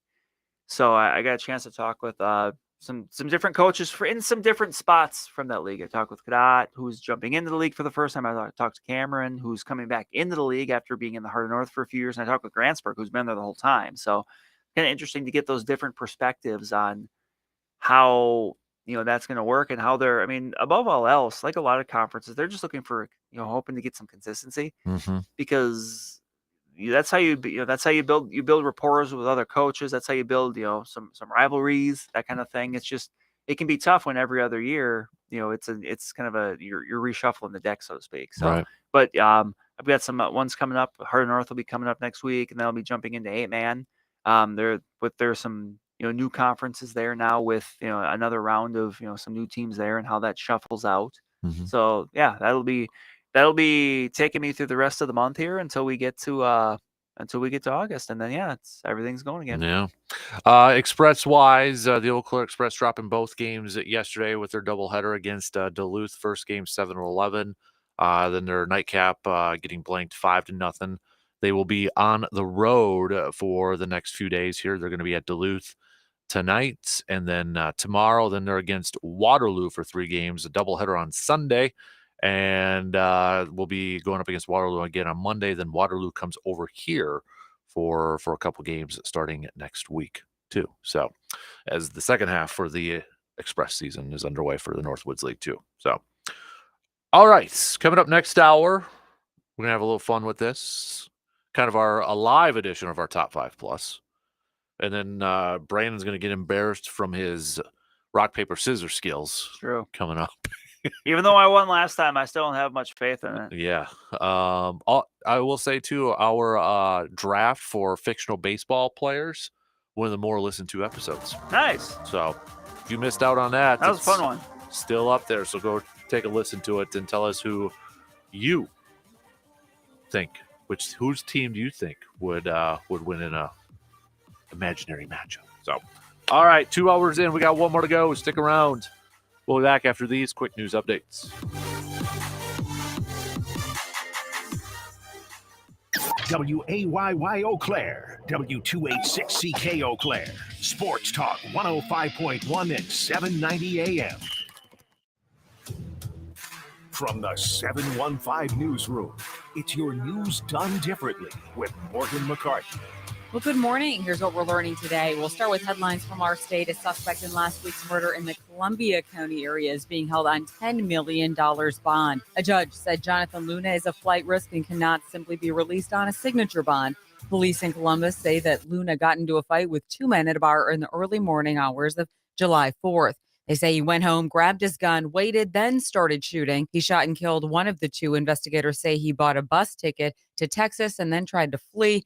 Luna is due back in court next month. Well, we'll see you next time in DeForest. Nature's touch turned the dirt as Quick Trip's latest groundbreaking is one of the largest. The company yesterday turned the first shovels on what will become a 280,000 square foot distribution center in DeForest. Now, right now, Quick Trip supplies all of its stores from that single facility in La Crosse. This will be Quick Trip's second distribution center. The company president, Scott Zietlow, says there will eventually be about 400 people working at the DC once it's finished. Well, we go to the high bench where Wisconsin Supreme Court last week declared ballot drop boxes are once again legal in the state. But what does that mean? The Wisconsin Elections Commission met this week to approve guidance for our local election clerks who plan to use boxes this year. So who's on board with the box? Locally, we'll likely see them. Eau Claire County Clerk, for example, Sue McDonald, said the boxes are more convenient for some voters, and she expects at least a couple of local communities to use them in either the August primary or that November election. All aboard. It's wheels up on a new plan with thumbs up for SkyWest. Eau Claire's airport managers want to see SkyWest return to fly out of the Chippewa Valley. The Airport Commission is recommending SkyWest to replace Sun Country for the airport's next service contract. You may remember SkyWest pulled out of Eau Claire in 2022 because of some financial pressures. Ultimately, though, the federal government will make that final decision on which airline we'll see here in the Valley. And if you are planning to hop a flight, there's one place you probably don't want to go. Death Valley. Not so much the tourist attraction, eh, Tammy? The desert trough, 200 feet below sea level, straddles the border between California and Nevada. It's attracting visitors who say they want to come and conquer the extreme heat. But officials warn of the real danger in trying that. A motorcyclist died in recent days succumbing to the oppressive heat. In past years, there have been other deaths. The area is a national park, but those in charge of promoting it say now is not the time to visit. I'm Tammy Trujillo. I got the same message in the studio this morning. Casper doesn't like the heat either. Even though I came in with a six-pack ready to rock, I'm like, buddy, it's Friday. And now is not the time to visit. For Sports Talk 105.1, I'm Morgan McCarthy. Some areas starting off with patchy fog this morning as some low-level moisture works its way in, but we'll have plenty of sunshine for today with a light wind out of the south and temperatures climbing to the mid-80s once again. Going to be a pretty great day to wrap up the work week. We'll start off with some sunshine for tomorrow as well, but chances for showers and storms roll in later in the afternoon into the evening, some of which do carry a severe threat as temperatures climb to the upper 80s and low 90s. I'm 13 First Alert meteorologist Mike D'Andrea. Special order business is back at Economy Furniture. Choose from great brands like Flex Steel, England, and Best Home Furnishings. You choose the style, you choose the fabric. We'll have it in your home in 4 to 6 weeks. Get yourself a new recliner, new sofa, or a new sectional now at Economy Furniture. Don't forget, we're the Chippewa Valley source for power lift recliners and therapeutic mattresses. Economy Furniture, rocking and reclining since 1950. It's time to say goodnight to that check engine light with the free AutoZone Fix Finder service. It'll help troubleshoot the likely cause of your light for free. Restrictions apply. Get in the zone. AutoZone.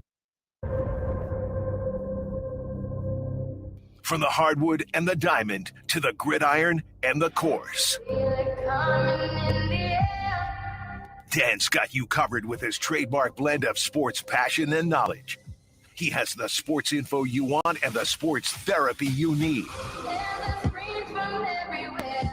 So get your game face on, people. Let's go get some bell, huh? Put up a shut up turn. We gotta get it started from the jump. Play big. Let's go. That's what legends made, man. It's showtime. Welcome to the big leagues. Let's go.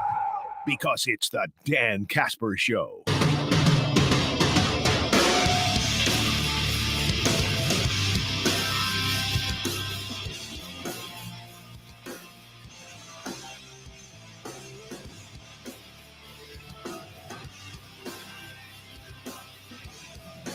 Third hour kicking off right now on this Friday morning.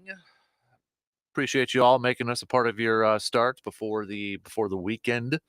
Maybe you're going to be hitting up the Northern Wisconsin State Fair, which is going on. It's going to be busy over Chippewa Falls. Oh, yeah. It's always a busy week in Chippewa. Yeah. So we're going to be going over there at some point this weekend, too. So maybe you'll be over there, or maybe you got some other plans and such. But get through the day today. Hydrate. It's going to be warm and thick. Mm-hmm. Absolutely. So Brandon and I here in a little bit are going to do a draft. We're going to do a live version of our top 5 plus, where with the home run derby on Monday, our top 5 selections who we would put in a imaginary home run derby from 1985 to current. We're doing 1985 because that's when the home run derby started. So we're not doing. That's also when I was born. So we're not doing Babe Ruth. We're not doing Ty Cobb. We're not doing Ted Williams. We're not doing Hank those guys. Aaron. Yeah. It's 1985 to current.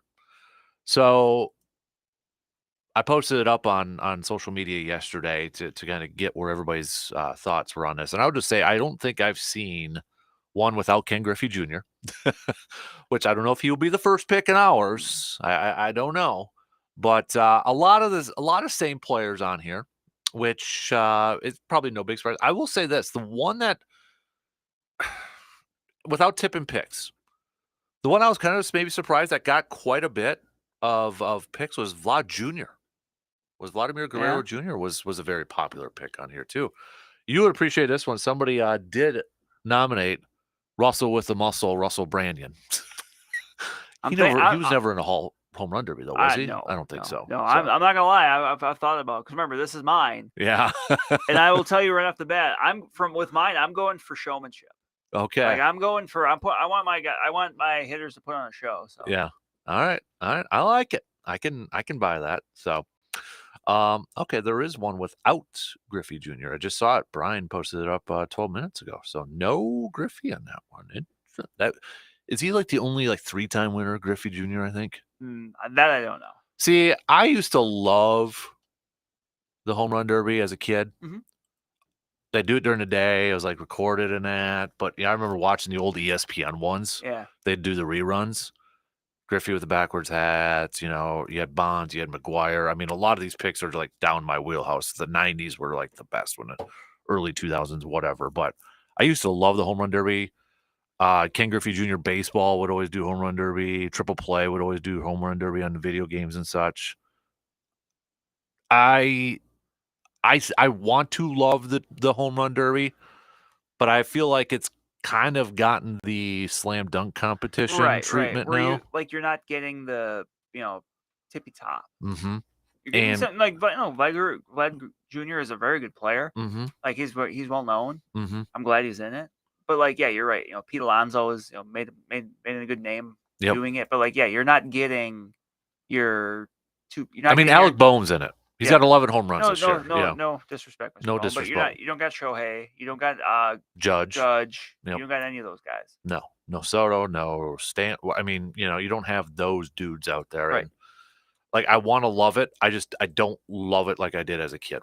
Same as the slam dunk competition. Yeah, and that's that's just how it's changed. And has it run its course? I know they changed the rules again this year, which is very much like slam dunk competition and such. They're trying to adjust it, but sooner or later, someone's going to start hitting home runs over a Kia Sentra or something. Maybe they got to put certain spots. Shout out to, I don't know if they still do this because it's been years, the Lublin softball tournament when that abandoned house would have the bed sheets. Hit it here, win a beer. Yes. I would actually like to see something like that where you just have a couple spots where they got a big target hanging out. That'd be fun. Right? Kind of a little accuracy there. Do they still do that to Lublin tournament? You know what I'm talking about, right? I know 100%. I was never a threat, but I remember seeing it. Because that was across the road and everything. Yeah, that was Pope. Too. That was Pope. But it was like a white bed sheet and it was spray painted or something on there. Hit it here, win a beer. I loved it. So I don't think I've ever seen anybody. If there was one, it was probably Dave. That would be my guess. Yeah, got to be Dave. But anybody in Lublin knows who we're talking about there. So, but we'll do that coming up here in just a little bit. So, but we will do rock paper scissors live, so we can, so I can embarrass Brandon on this. So Dan can get his mojo back after. Although I'm trash talking, so it's not going to happen. After I wiped the floor with him last time, it's not going to happen. I got a feeling I'm not going to win. I'm not going to win because I keep trash talking it. It's not going to happen. So, yeah, we got some more picks coming in. A lot of the same guys on here. So it's that's where I feel like we should do a draft instead of just doing top five. I agree. I like that. Plus, it's always fun to do the draft. Part of me is almost like, should we do who's going to pitch to him? And part of me was like, okay, I'm going to look up the pitcher who's gave up the most home runs. I already know who I would pick for that. Who? I would pick Joe Vavra, Chippewa Falls native, because he pitched to Justin Morneau and he won it. Oh, good little nugget right Yeah. there. All right. Yeah, he was the hitting coach for the Twins then. So I would probably use a very high pick on Joe for that one. Nice. Look at If you if pulling we that out. did that, so Well, we're not doing that because you would okay. win that one. Yeah. Then. I can't give you the. Who was the one? I'm sure I remember the one guy had like his dad pitching to him. There was a few that I thought had that I'm happen. sure there would be some. Yeah. But you're right. I thought there was one like in the last few years. There was somebody's dad that did it. A lot of times it's like. It seems like it's like a AAA guy, or like a coach, or pitching coach, or sometimes it's just someone they want to give that opportunity to. Mm-hmm. Wasn't it one year? It was like somebody's high school coach, something like that. Yeah, over there too. So, man, that's got to be nervous. If I'm a high school coach and I'm going on that stage, right, and doing that, you can practice as much as you want, but that's a different animal. Yeah, you can't practice for that. No, I know. DP had this poll question: what would you rather win, a home run derby or a 3-point contest? To me, it's the home run derby still. Yeah, still the derby. Like, of all the all-star festivities for every sport, I know Pro Bowl skills games now is there. Hockey's got theirs. I still, as much as I think it's kind of gone now, I still think it's a home run derby. Well, because the derby is like a standalone event. Mm-hmm. Like, I know they do like the celebrity softball game, yada yada, but like mm-hmm. the derby is really the only one baseball does. Yeah. Versus NBA for like the 3-point contest, it's a part of All-Star Saturday Night, right? Or NFL has all their different things they do, or even the NHL is the same thing with its skills competition. Like mm-hmm. it's really the only one where you just have like, okay, this is it, and you have everybody there watching. Like you always see the all the other All-Stars sitting in the grass watching. Do you think I think the All-Star for games, baseball All-Star game is still number one for me. I would maybe put hockey, NHL. At least the NBA has their stars play. I will say that.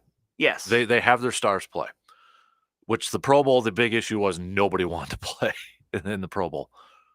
But would you say when it comes to being selected as an all-star, to me, it's still a big deal for some, like in the NFL, because I feel like just to get that first one, it's like you get your first one. You're a Pro Bowler. A lot of times it's tied into contracts, which I really think we need to get away from for their sake, because, well, I mean, the players I'm sure don't mind because of how many people bow out, but right. like, given the flighty nature that can come with being a Pro Bowl selection, like, yeah. But my question, I guess I was going to say, does it mean more? Like, because probably does it still mean a lot if you're a baseball all-star? Because you still hear, like, when those rosters are announced, you got people who are upset, like Brewers right now. I mean, I think every day I hear listening or watching Bryce Terang. Like, does it still mean more in baseball to be selected as an all-star? I don't think it means anything that much anymore in football. Again, besides unless you're the first one or you have a big bonus attached to it. Right. No, I think it does. I think it does. And you have some guys that bow out. It's not quite like the NFL, but I think NBA, like, getting selected because you've got 12, whatever it is. Yeah. Like, it's right. Like, it's a big deal. Like, it's fun looking at like old all-star teams and saying like, oh, Chris Gatling was an all-star in like the late 90s. Like, it's a big deal. Like, I think the smaller the roster, maybe. Yeah. Like, I mean, it feels like for all the changes and like maybe not exciting, it still feels like that's a big deal to be selected a Major League Baseball all-star for those guys. I think so.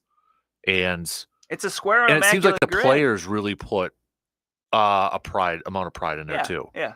And yeah, maybe it is because it is harder to make it too, right? Even though they got the fan vote on there. I feel like the fan votes for baseball, though, it's not like the Pro Bowl or for crying out loud, the NBA one where Grant Hill made it and he didn't even play for the Orlando or Penny or something like that. You know, you could vote a guy who never played a single minute because he's been hurt. Feels like at least Major League Baseball is close to getting the right ones in there. I mean, like this year there was a pretty heavy Phillies influence where, someone like Alec Boehm, like, you mentioned him, but at the same time, it's like the Phillies are also doing really, really well. So you could see how their fans would be turning out for it. Like, my thing when it comes to like fan voting is like, you can never get mad about something that you leave as a fan vote. Right. Because, fans are going to support their team. They're going to support the players they like, even if, they may not be the quote unquote best option. Like, you can't be mad about that. Like, that's why, I mean, the Pro Bowl, I just roll my eyes at this point, but like, that's like Jeff Saturday, Neil's guy. Yeah, that's Pro Bowl is ridiculous. NBA for the most, it's fan vote, but it's usually the top players. Right. You're not getting somebody through that probably doesn't deserve. Besides the injuries I just mentioned that sometimes they get through, but yeah. that I don't think that's happened as much Not as recently, it used to. no. Because I think they've gotten better about kind of keeping an eye on that, Right. like adjusting as needed. Mm-hmm. I Where just remember the 1 year Grant Hill was selected as a starter, and I think he played like a couple of games. well, Yeah. I remember I think at the start of the baseball vote this year, like Martin Maldonado was the representative for the White Sox. And for those of you who know, Martin Maldonado is having an awful, terrible, horrible year. Mm-hmm. But there were some people like, oh, we should vote. We should get him into the It's All-Star the game. Peyton Hillis Madden cover thing. But then they changed it, and Yeah. I think that he wasn't on there anymore because maybe someone else had played more games at catcher or something. Like they had changed it or they had altered it so that wasn't the case. Mm-hmm. So there were no meme votes. Right. Yeah. Because do you like that baseball has at least one representative from a team? I do, and I do because I remember when I was younger and how the Brewer, who was it, who was it for the Brewers, and I gotta stay up because obviously they weren't going to be playing until the later part of the game, but I gotta stay up and watch because such and such. It was a thing, right? You want to see your favorite team in there. So even now to the point where most years, obviously the Brewers will have more than one because, but I remember being in that position where the team sucks. But yet they've got this guy that's playing. I want to see Cal Eldridge, Jeremy Burnett get this his at bat or something like that. Yep. So I remember being in that spot. So I can understand that. Mm-hmm. Where if you're a Rockies fan, yeah, and you've got your that one guy that's gonna you're gonna hear oh, now into the game in the 6th inning or 7th inning or whatever. Mm-hmm. Yep. The one thing I do wish they would go back to is everyone just wear your actual jerseys instead of these ridiculous ones they've got now. I agree. Wear your home. It was always such a cool aesthetic when you would see the National League lined up and it would be Dodgers, Brewers, Mets. They were all wearing their whites or something like Dodgers, that. But Brewers, it's Mets, Braves, another Dodgers, whatever. That was always such a cooler aesthetic than generic jersey that's kind of tied into whoever's hosting. Yeah, because the one I remember Cal Ripken and A-Rod, they're different teams, but yeah, I totally agree. Totally agree. All right, we're gonna take a quick break and then we'll do the draft. So quick break, rock, paper, scissors first, and then we'll see who selects the best home run derby team after these quick words. 180! The Dan Kasper Show will be right back. The Mobile Man Cave is hitting the road. The Dan Kasper Show and the Man Cave podcast are hitting the road to do some shows, podcasts, or going to a tailgate party. Wherever we end up, you will want to make sure to stop by and say hi and check out the Sports Talk 105.1 and 790 AM Mobile Man Cave. The Mobile Man Cave wouldn't be possible if it weren't for our awesome partners that are with us for every road trip. A big thanks to Toyson Ford, Woods and Water Realty, The Elbow Room, and Carpet City Flooring Center for being with us at every stop. We'll see you on the next road trip. A lot of folks around here are breathing easier because of Grace Home Respiratory.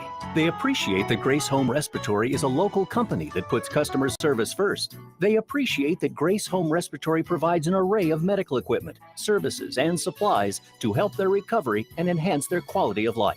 They appreciate that Grace Home Respiratory has the experience and qualifications that exceed their expectations. So when you need home medical equipment and services, turn to Grace Home Respiratory not only for the equipment you need, but for their dedicated staff of respiratory therapists who are on call 24 hours a day. To find out more, call Grace Home Respiratory at 715-832-7377 or online at ghr-ec.com. Grace Home Respiratory always has your health and safety as their top priority. Your expert when it comes to medical equipment and supplies. Choose Grace Home Respiratory. This radio commercial was made to convince you to stop speeding. We can't use siren sound effects on the radio, so we'll use other equally jarring sound effects to get your attention, like telling you that whether you drive a little over the speed limit or a lot, you can crash just the same. You could hurt yourself or worse, others. I'm at the scene of the collision. And the damage you cause will be beyond repair. See, we didn't have to use crash or siren sounds after all. Speeding catches up with you. Brought to you by NHTSA. At Toyson Ford in Chippewa Falls, we're celebrating our summer sales event by offering great deals on Flex Buy financing. Get a 24 F-150 XLT for 3.9% for 66 months and $2,500 Flex Buy cash. Get a 24 Ford Explorer for 3.9% for 66 months and $2,000 Flex Buy cash. Or get a 24 Ford Escape with 1.9% for 66 months and $2,000 Flex Buy cash. At Choice and Ford, we've got rates and the incentives to get you in your choice of new Ford. Stop in and see why we're the Valley's best choice in Toyson. We'll make your building tough as a Northland with quality materials and custom-made plans.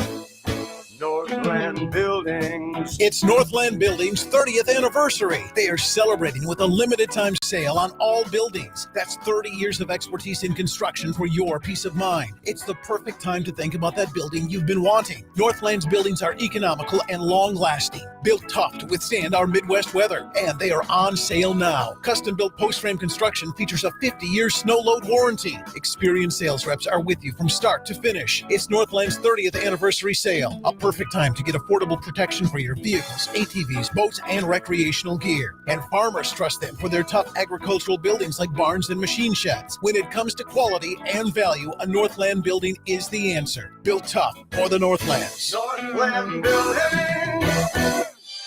MyCon Cinemas is your locally owned family theaters. Here's what's playing now. A Quiet Place, Day 1.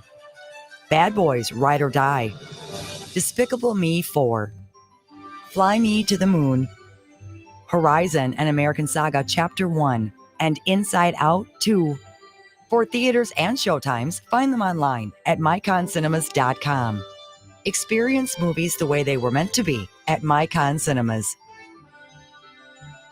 Skilled trade workers are the backbone of every community, and also the Army National Guard. Soldiers trained to keep the power flowing, engines running, and in every other trade needed to accomplish the mission. These soldiers are on the fast track to learning skills that can set them up for success at home with companies looking to hire the best. Their resumes are being built through their paid training and part-time service. Find out how you too can learn a trade profession by visiting NationalGuard.com. Sponsored by the Wisconsin Army National Guard. Aired by the Wisconsin Broadcasters Association and this station. What's on Tap? Brought to you by Miller Lite, the original light beer. Rooting for the Brew Crew because we're from Milwaukee too. Tastes like Miller time. Complete your summer style with a Brewers Hawaiian shirt giveaway on July 27th, courtesy of UW Credit Union. The first 30,000 ticketed fans through the gates at the game versus the Marlins will get the Hawaiian shirt. Get tickets at brewers.com/giveaways. Milwaukee Brewers Baseball and Miller Lite. Not only can you listen to your favorite radio show in the world, but now you can watch why everyone says Dan has a face for radio. Watch the Dan Kasper Show live on Facebook, Twitter, and YouTube. Weekday mornings from 6 to 9.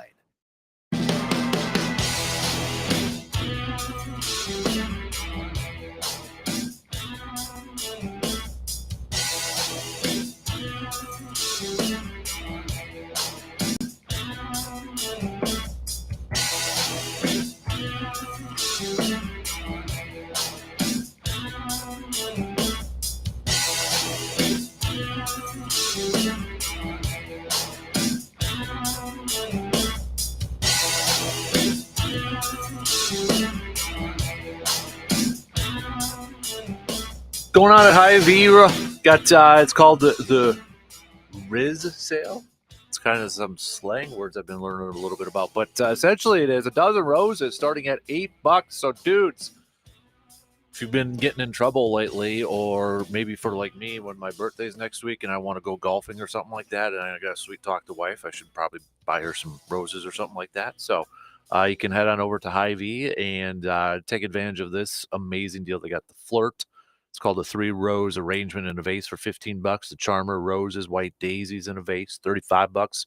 I like this one. Swagger, $55. Roses, stock and is it Ulster on there? Then the Riz, $150. 18 rose arrangement vased over there. So, but otherwise, you can get a dozen roses starting at just $8. That's a heck of a deal. So if you're in trouble there, guys, and you gotta suck up or something like that, might as well take advantage of this deal and head on over to our good friends over at Hy-Vee for the Riz sale going on right now. All right, Brandon, you ready to do a little rock, paper, scissors? Brandon and I are going to be doing, with the home run derby coming up, selecting our 5-player team, 5-man team for the home run derby from 1985 to current. Now, let's set some rules here first, so we're on the same page with everything.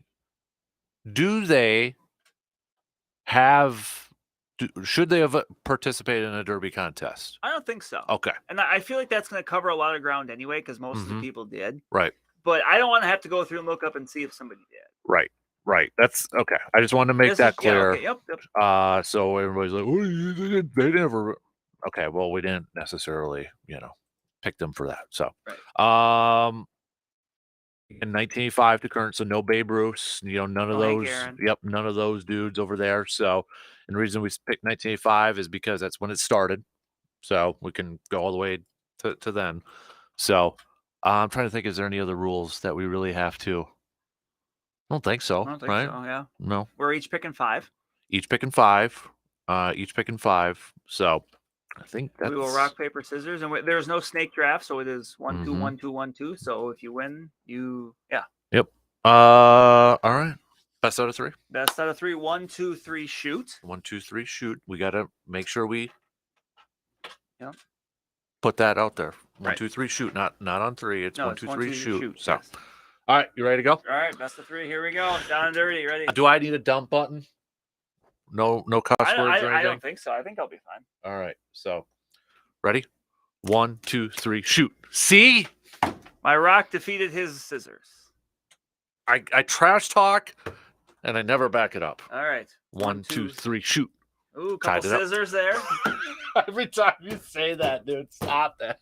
I'm trying to provide some sort of context here. Okay. I got to think. Ready? Yep. Hey, don't. You put jumped your the hand- gun. you put your hand up. 1, 2, 3, shoot. Oh, Brandon swept it. Another rock over the scissors. Gah. Were you entirely scissors? Yes. I was waiting for you to drop a paper, man. Dang it. All right. Well, first right. pick, dude. You got it. Who you rolling with? Like I said, mine is I'm putting together one I think people want to see. Okay. So for my number 1 pick, I'm going Shohei Ohtani. Okay. Brandon's going Ohtani. I'm writing these down so Okay. Yep. can keep track here. So Shohei. Ohtani. He was in which year was he in the Derby? So he was. Did he go up against like Soto when they did like the matchups or something like Yeah. that? So all right, solid pick. I'm glad you picked him because I want Griffey. Okay, that's fair. Yeah. Yep, I want Griffey Jr. I was getting a little nervous because you said with the show too. I'm like, well, Griffey brings the show. Yeah, there's some pizzazz there. So I want Griffey Jr. backwards cap, Yep. all of it. Yep. So all right, that's a good pick. It's a good pick. All right. We each got our. If we're doing like so I'm glad I lost now because that would have been my first pick. So that would have been my first. pick. Ohtani probably would have been my next one. So, but see, if we're putting together our like TV advertisements or radio advertisements, these are the people we're having front and center. Oh yeah. So, 100%. All right, my next one, I'm going Barry Bonds. Okay. Like Yep. Yep. I think he would. Maybe in this environment he would have some fun. Who knows? It's Barry Bonds. You never know. But I just feel like for our home run derby, more roids the better. Yeah. But yeah, I'm going Barry Bonds. Yeah, that's come on. That's also in our wheelhouse back in the day too, right? Yep. With him over there. So with that, I have this is maybe more of a I don't want to say necessarily nostalgia, but this is what I think of. I'm gonna go McGuire. For mine because I only think about McGuire for 2 things: roids and home runs. It's that he's home run hitter. So I emulated as a kid Mark McGuire's batting stance, a little crouch, a little butt out, and all that. And just flick of the wrist and it's over and all that. So I'm gonna go McGuire for mine. Well, you made my pick easy because I was going to go one of 2. You went McGuire. I'm going Sosa. Okay. I can't. Well, one, I can't let you have both of them. You can't recreate 98 on me. But plus I need to get a righty in there. But yeah, I'll go Sammy Sosa for similar things you mentioned. Look, I'm putting on a show here. And obviously, that the great home run run race of 98 is what it is, but Mm-hmm. those two guys, and not just their ability to hit home runs, however it might have happened, like their personalities were a big part of it too. Right. And I think that's going to be important. So yeah, I'm going to put Sosa in here. You're right. Personality is a big part of it on this. There's when I was looking at this yesterday and kind of looking at some of the names, you kind of forget Cal Ripken Jr. won it 1 year. Yeah. Sandberg won it 1 year. Guys that you don't think like, what? They actually won it. I'm not picking either one of those guys in case you're wondering. Right. But I am gonna go with a 2-time winning home run derby champ, Prince Fielder. Nice. I'm gonna go Fielder. Nice. With mine. So, all right, we each got 2 more selections. We each got 2 more, and this is, I think, where it kind of gets a little interesting. Mm-hmm. But my next one, and I'm going to go. This is a little off the grid, but again, I'm going for who's going to put on a good show and have some fun with it. I'm going Jose Canseco. We got to have both the Bash brothers in there, right? So I got one, and you got one. If you would have you had McGuire, if you either had McGuire, Sosa, or McGuire, Canseco, I feel like you had that kind of. Mm-hmm. I can't let you have that. But can you point that finger even harder at me right there, man? Give you the old crooked finger. But no, Jose Canseco for me.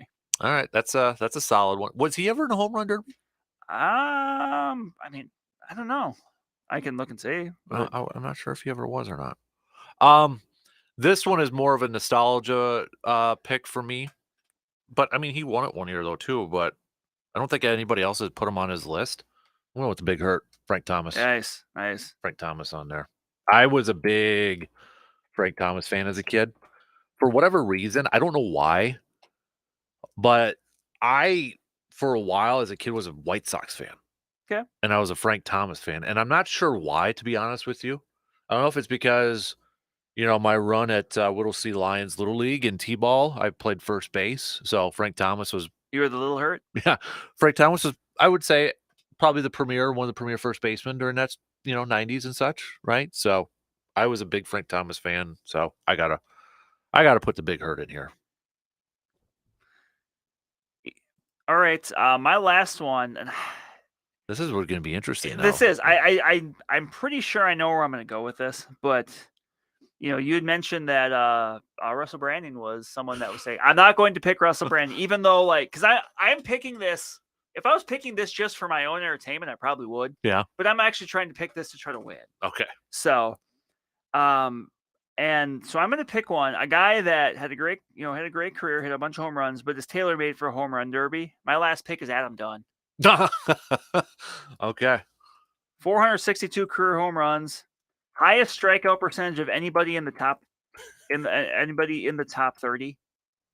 Yeah. I'm going Adam Dunn. Interesting. Okay. All right. Adam Dunn. Wow. I'm between 3 right now. I'm going to throw a name out there. I'm not picking him. But do we kind of forget how that he actually won it twice and it wasn't that long ago?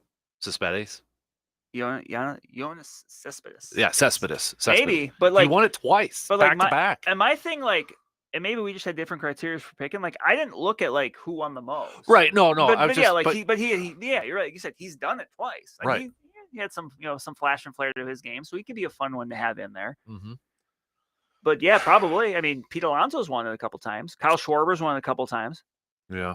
Josh Hamilton has been a very popular pick from others. He was. And I mean, I thought you were going to pick him. He was on the short list. Yeah. He's not in my final 3 though. And maybe I'm overthinking this a little bit. By the way, I forgot Todd Frazier won it in 15. Todd Father. Yeah. Pride of Tom's He's on River. the call for the home run derby too. The pride of Tom's River, New Jersey.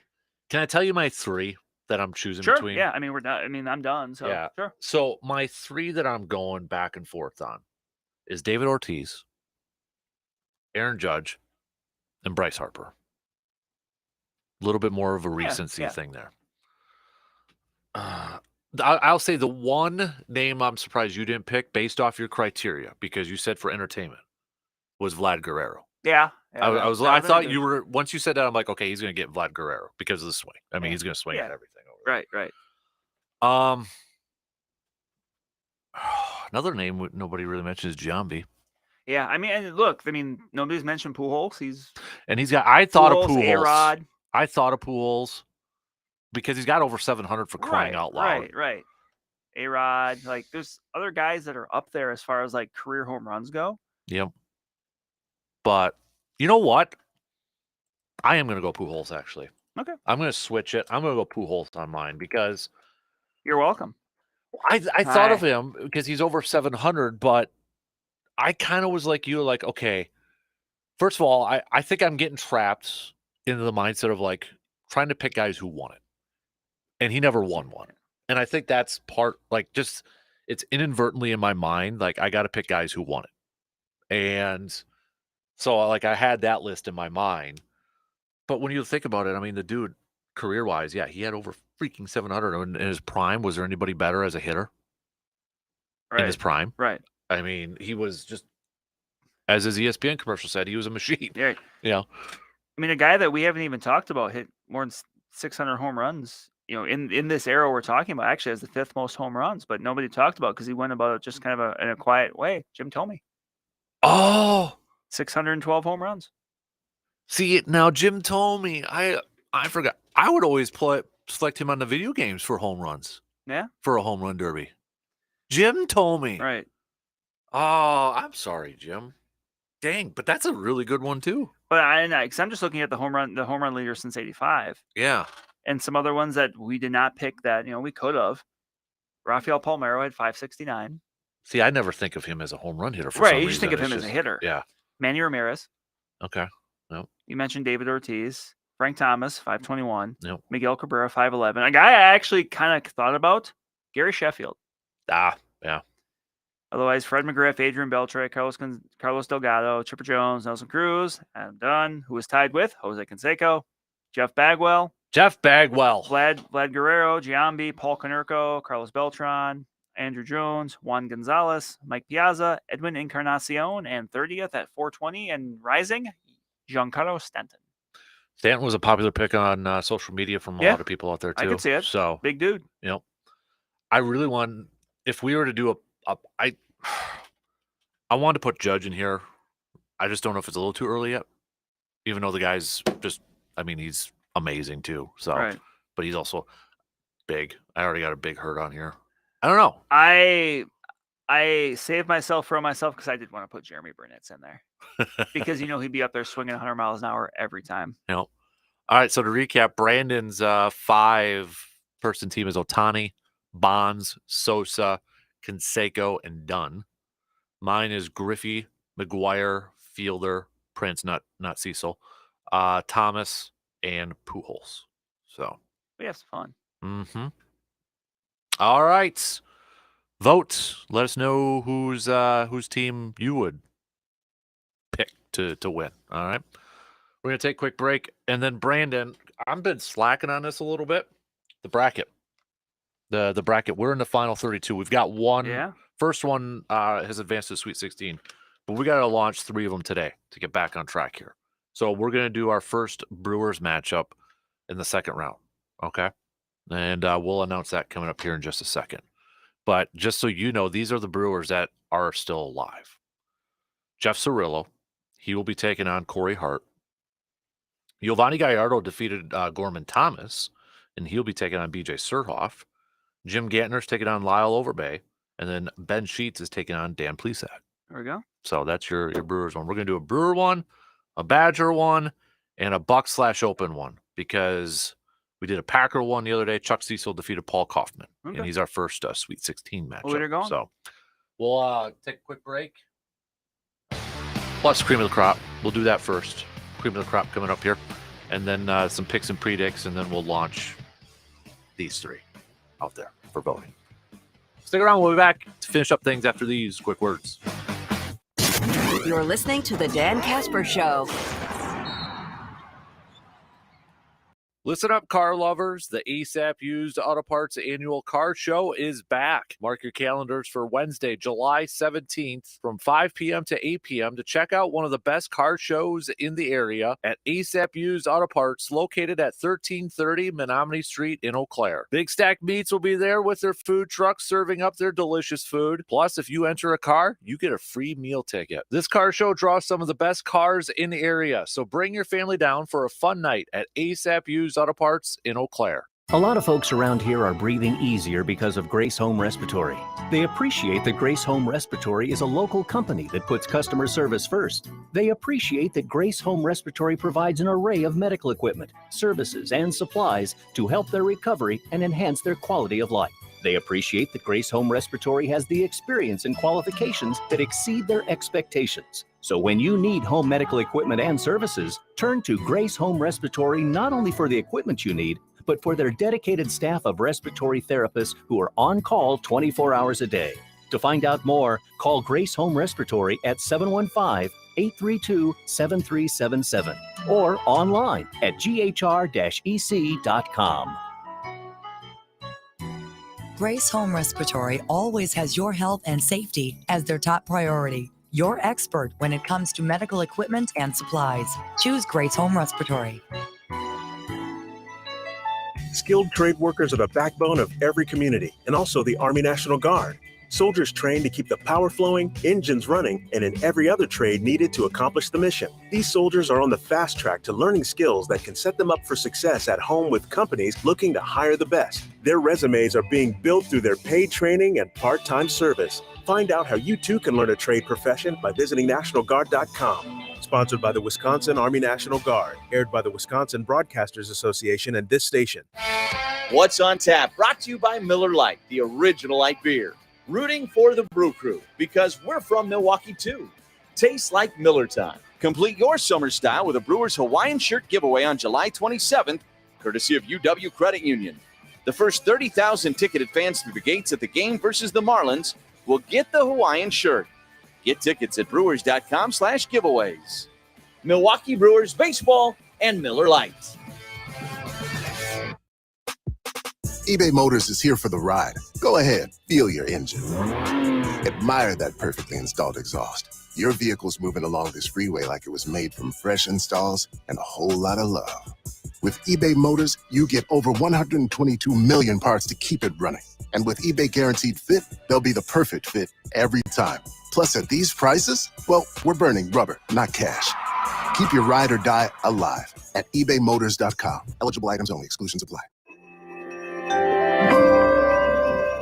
With all the uncertainty in the economy, the pre-election wobbles, is my money really safe? That's when I discovered the power of a gold IRA from Noble Gold Investments. It's a tangible asset that can help protect your wealth when times get tough. And with Noble Gold Investments, it was so easy to roll over my existing IRA into a self-directed gold IRA. Their experts guided me through every step. I've diversified my retirement portfolio with something real. Don't wait for the election uncertainty to threaten your financial security. Vote for the timeless safety of gold and silver in 2024. Oh, and hear this. They're giving away up to 10 1-ounce silver Trump coins or a 10-ounce silver American flag bar with a qualifying account. Just visit noblegoldinvestments.com now and use the promo code TRUMP. That's noblegoldinvestments.com. Past performance may not be indicative of future results. Investing in precious metals, including gold, involves risks. Consult with your tax attorney or financial professional before making an investment decision. The free AutoZone Fix Finder service can help troubleshoot the likely cause of your pesky check engine light for free and get you back on the road. Restrictions apply. Get in the zone. AutoZone.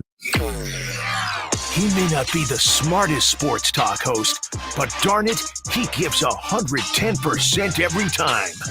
Now here's your host, Dan Kasper.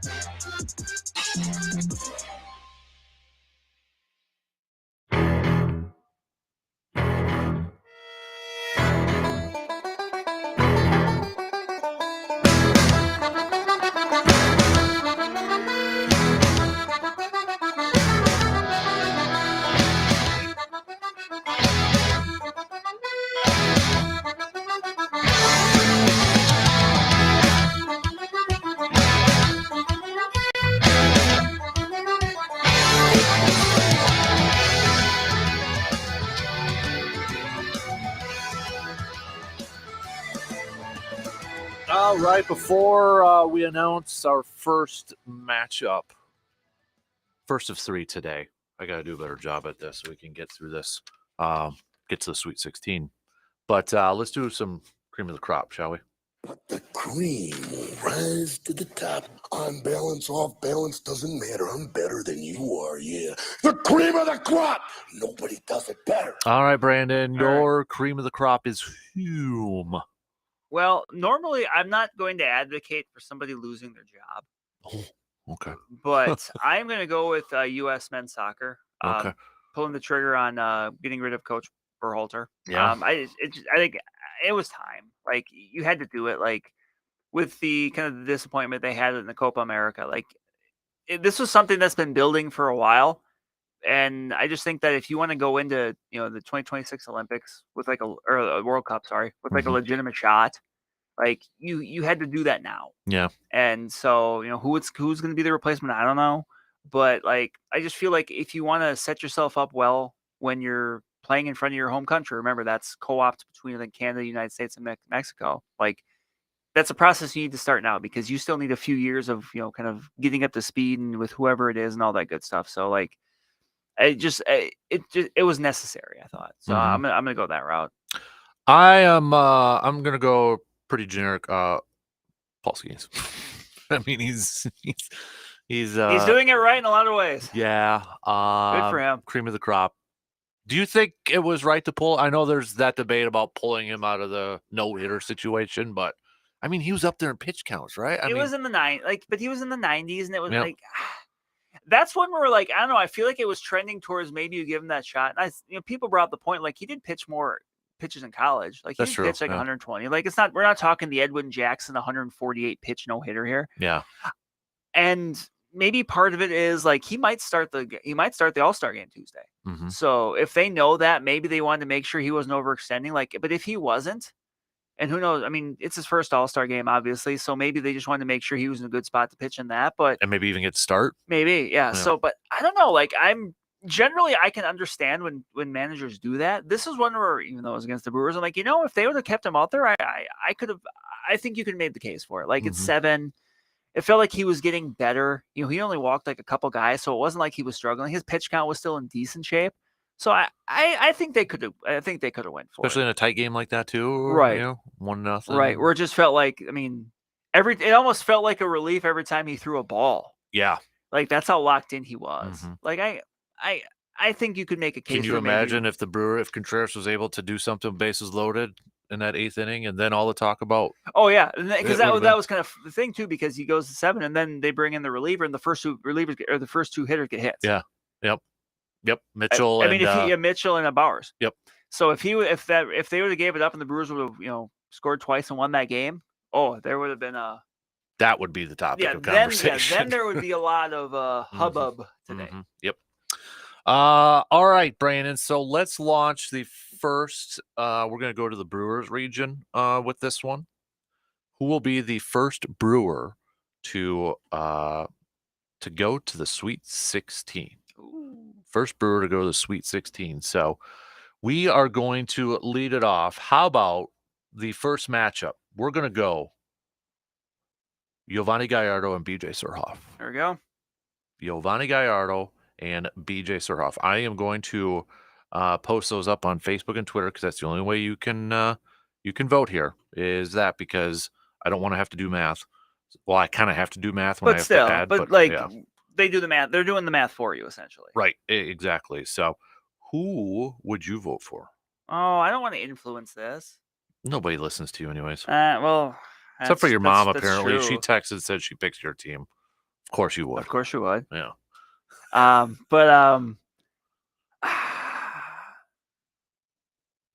BJ Surhoff I think BJ Surhoff had a sneaky career. He's a really good one for those of you that play Immaculate Grid. Yeah. I might go BJ. Yeah. I might. I'll be honest. I was a little surprised on how the voting went between Gorman Thomas and Giovanni Gallardo. It wasn't close. Yo-Yo had a comfortable win. Same here, obviously, because Gorman is a big part of that, 80s, boom for the team. Mm-hmm. Yeah, that one surprised me a little bit. So, I'm typing. Here's the thing: I can't do polls for some reason on desktop. I have to do it on my phone. I don't. Maybe I'm missing something here, but that's why I'm like, in case you're wondering why I'm tapped on my phone right now, because Who would ever be on their phone while someone else was talking in the studio? it's rude. It is. It is. Very rude. Who'll be the first Brewer player to advance? See, I can't even spell because I'm not paying attention. BREWERS. Make sure you do hashtag Brewers. Maybe you'll get more people to vote. Oh, because you're so into the social media game. Oh, sure. Social media game. Let's do some picks and predicts while Let's we do do this. it while you're typing. Yeah. Brought to you by the Elbow Room. By the way, the Elbow Room Open golf outing is this weekend. So best of luck to everybody participating in that event. If you need to cool down, though, too, because it's going to be hot. It's going to be warm. You can go to the Elbow Room located right next to the Banbury Place and grab some beverages and watch some of the games. So the final weekend of baseball. The quote-unquote first half. Quote-unquote first half. Not mathematically, but in spirit. First part of the season. In spirit. So let's do some baseball picks, shall we? Let's wait on the Brewer one. Kind of wait. What? I thought you were gonna say let's wait them, and you were gonna do something with your polls. My polls? Your polls, your asks, your. How about let's start off with the Yankees at Baltimore. Ooh, I'm gonna say Baltimore bounces back. We'll have alliteration there. But I'm gonna say Baltimore bounces back, takes 2 or 3 from the Yankees, who are struggling. They are struggling. Riding that struggle bus. I'm gonna go Baltimore too. Although Garrett Cole's on the mound here, but it's at Baltimore, so I'll go with the Orioles to win the series. And they're weird. We're doing a series. Yeah, and they're weird left field. Let's go with how about the Royals at Boston? Ooh. Royals doing some good things. Did the Brewers some favors yes, with beating up on the Cardinals. So I'm gonna go Royals to win the series at 2-3. I'm gonna go Boston. I'm gonna go with the Red Sox. It's in Boston, so I'll give it to Boston for this one. How about let's do Rangers at Houston. Rangers at the Astros. I'm gonna go Astros. 2-3. I mean, as I said, I am cheering against the Blue Jays and the Rangers right now. Yeah. To hope that some of those pitchers maybe become available for the Brewers in a couple weeks. So I'm going to go Astros 2-3. All right. I'm going to go Astros as well. How about just kind of scrolling Chicago at St. Louis. Cubbies remember, this is I double checked. This is a 4-game series. Okay. Because they've got a makeup game tomorrow. So there's 2 games. They got doubleheader tomorrow. I'm going to take the split here. Yeah, that's where I was going to. I'll do that. How about Braves at Padres? Some good matchups heading into the playoffs. There's some good ones going into the break. I'm going to go Braves 2 out of 3. Yeah, I'll go with that too. How about Twins at Giants? Twins are out on the West Coast here right before the break. Twins 2 or 3, I think. I'm going to go Giants for some reason. Probably would be different from you. So, do the Brewers bounce back and win the series against the Nationals? You got Freddie on the mound tonight, Dallas Keuchel tomorrow, Colin Ray on Sunday. I say yeah. I'm gonna say they take 2 out of the 3 to feel decent going into the breaks and hopefully avoid the pre-All-Star break swoon that they have done a few times over the years. I say they win tonight and Sunday. I'm just not. I feel like this is a big start for Keuchel to show us a little bit more. It is. He pitched 4+ shutout innings Sunday, but it wasn't easy. Yeah. He was walking a tightrope. And he was in tight situations. He was, and he worked out of it. But he's someone that's he has to pitch to contact, pitch to his defense. Like, yeah, this is a big one for him because you got to figure he would get say he does okay, and they're like, okay, well we may get started, but we'll wait. That's 1, 2, 3, 4, 5, 6, 7, 8, 9. About 10 starts after the break before the All-Star break. So essentially 2 turns through the rotation. Mm-hmm. Like he's in a spot where he needs to make a good impression now. Right. I totally agree.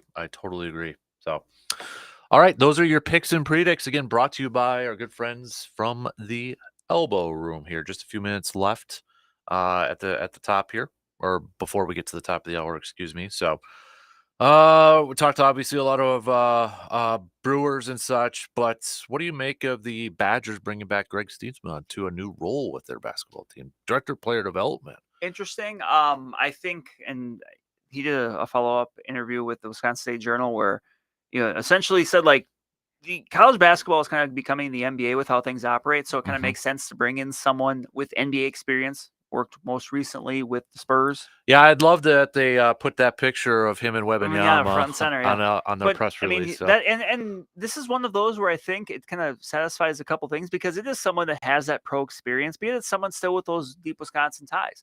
Played for Wisconsin, played at Randolph in high school, was a dominant player there. So like, I like it. I think it's these type of positions are going to become more common in college. I agree. Kind of almost. It's like the liaison kind of. Yes. Like the stuff that you don't want to have, like that's important, but you don't necessarily want Greg Gard to have to take, or whoever the head coach is, to take up his time. Like that's his job, kind of a thing. You've heard about a lot with like college football, where maybe it's transfer portal, whatever, that kind of stuff. Like, and this is obviously a little bit different, but still, like, there's just so much you have to account for now as a coach that like you realistically, you can't spread yourself that thin and try to do it all. You just need to find someone you trust to do it. Right. Jason Stark just posted up his mid-season awards. You want to know who he's got? Sure. It probably doesn't take a whole lot to guess who he's got for his MVPs for each league. Judge and Ohtani right now, American League and National League. He does have least valuable players. AL, he's got Bo Bichette from the Blue Jays. He's had a struggle. The Blue Jays. Tim Anderson. He's unemployed, as he says right now. Yeah. So, Cy Young of the first half for the AL. Any guesses? It's not Corbin. No, who? Skubal. Tarek Skubal from the Tigers. Yeah, Tigers. Yeah. Yep. Cy Young for the National League. Chris Sale. Yes. Yeah. Ding, ding, ding, ding, ding. Nice. How about Cy Yuck? Yes. Ooh. I'm not gonna know. Same team as his AL Cy Young winner. Okay, so it is the Tigers. Kenta Maeda. Yes. Ding, ding, ding, ding. Nice work. Look at you, Brandon. And then for the Giants, I just gave it's the Giants for the NL, Blake Snell. Yeah, I mean it could be. I mean, yeah, you could say Snell. You could say Montgomery. He's struggled as well. Like those late signing pitchers have, they've had their struggles. Yep. Rookies of the year, National League's pretty easy. We've been talking about him all morning. Yeah, Paul Skeens. Mr. Skeens. He says, though, so feel free to fire off your arguments for Jackson Merrill, Michael Busch, Joey Ortiz, and a few other players on there. But, yeah. Mason Miller's for the American League from the Ace right now. So, managers of the year. This one I disagree with. Okay. Well, my AL pick was going to be Stephen Vogt. That's who he has, so ding, ding. Obviously, National League. Based on your reaction, I'm going to say it's not Pat Murphy. It's not Pat Murphy. Who? The Phillies, Rob Thompson. Yeah. I don't. They were supposed to be good. He says, I know this isn't how us savvy baseball writers usually pick a manager of the year. Usually we look at the standings, find the team we were most wrong about, and conclude, whoa, what a brilliant job that manager did. Well, isn't that the Brewers? I mean, for crying out loud here, I mean, yeah, they were supposed to be good. I thought he does have Murphy as a second. So, but okay. I agree with you. Phillies were supposed to be good, and they were in the NLCS last year and the World Series the year before. Right. Yeah. Under Rob Thompson. Yeah. I agree with you. So, all right. Just a quick note. Gallardo is out to an early lead on the vote. So it's now up on Facebook and Twitter. If you want to go vote over there, we'll have a couple more later on today. DP and the Danettes are up next. Have yourself a fantastic rest of your Friday and a good weekend. We'll be back at it Monday morning just past 6 a.m. Talk to you then.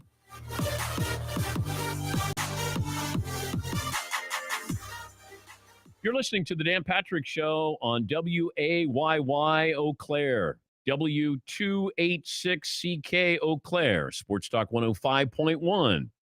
You're out, you're about, but you want your Dan Patrick. Well, good news, he goes everywhere with you. If you missed the show, you can podcast it. If you want to see the show, just go to Peacock and we stream it live every weekday. Watch past episodes too. The Dan Patrick Show, available anywhere you are, any way you want it.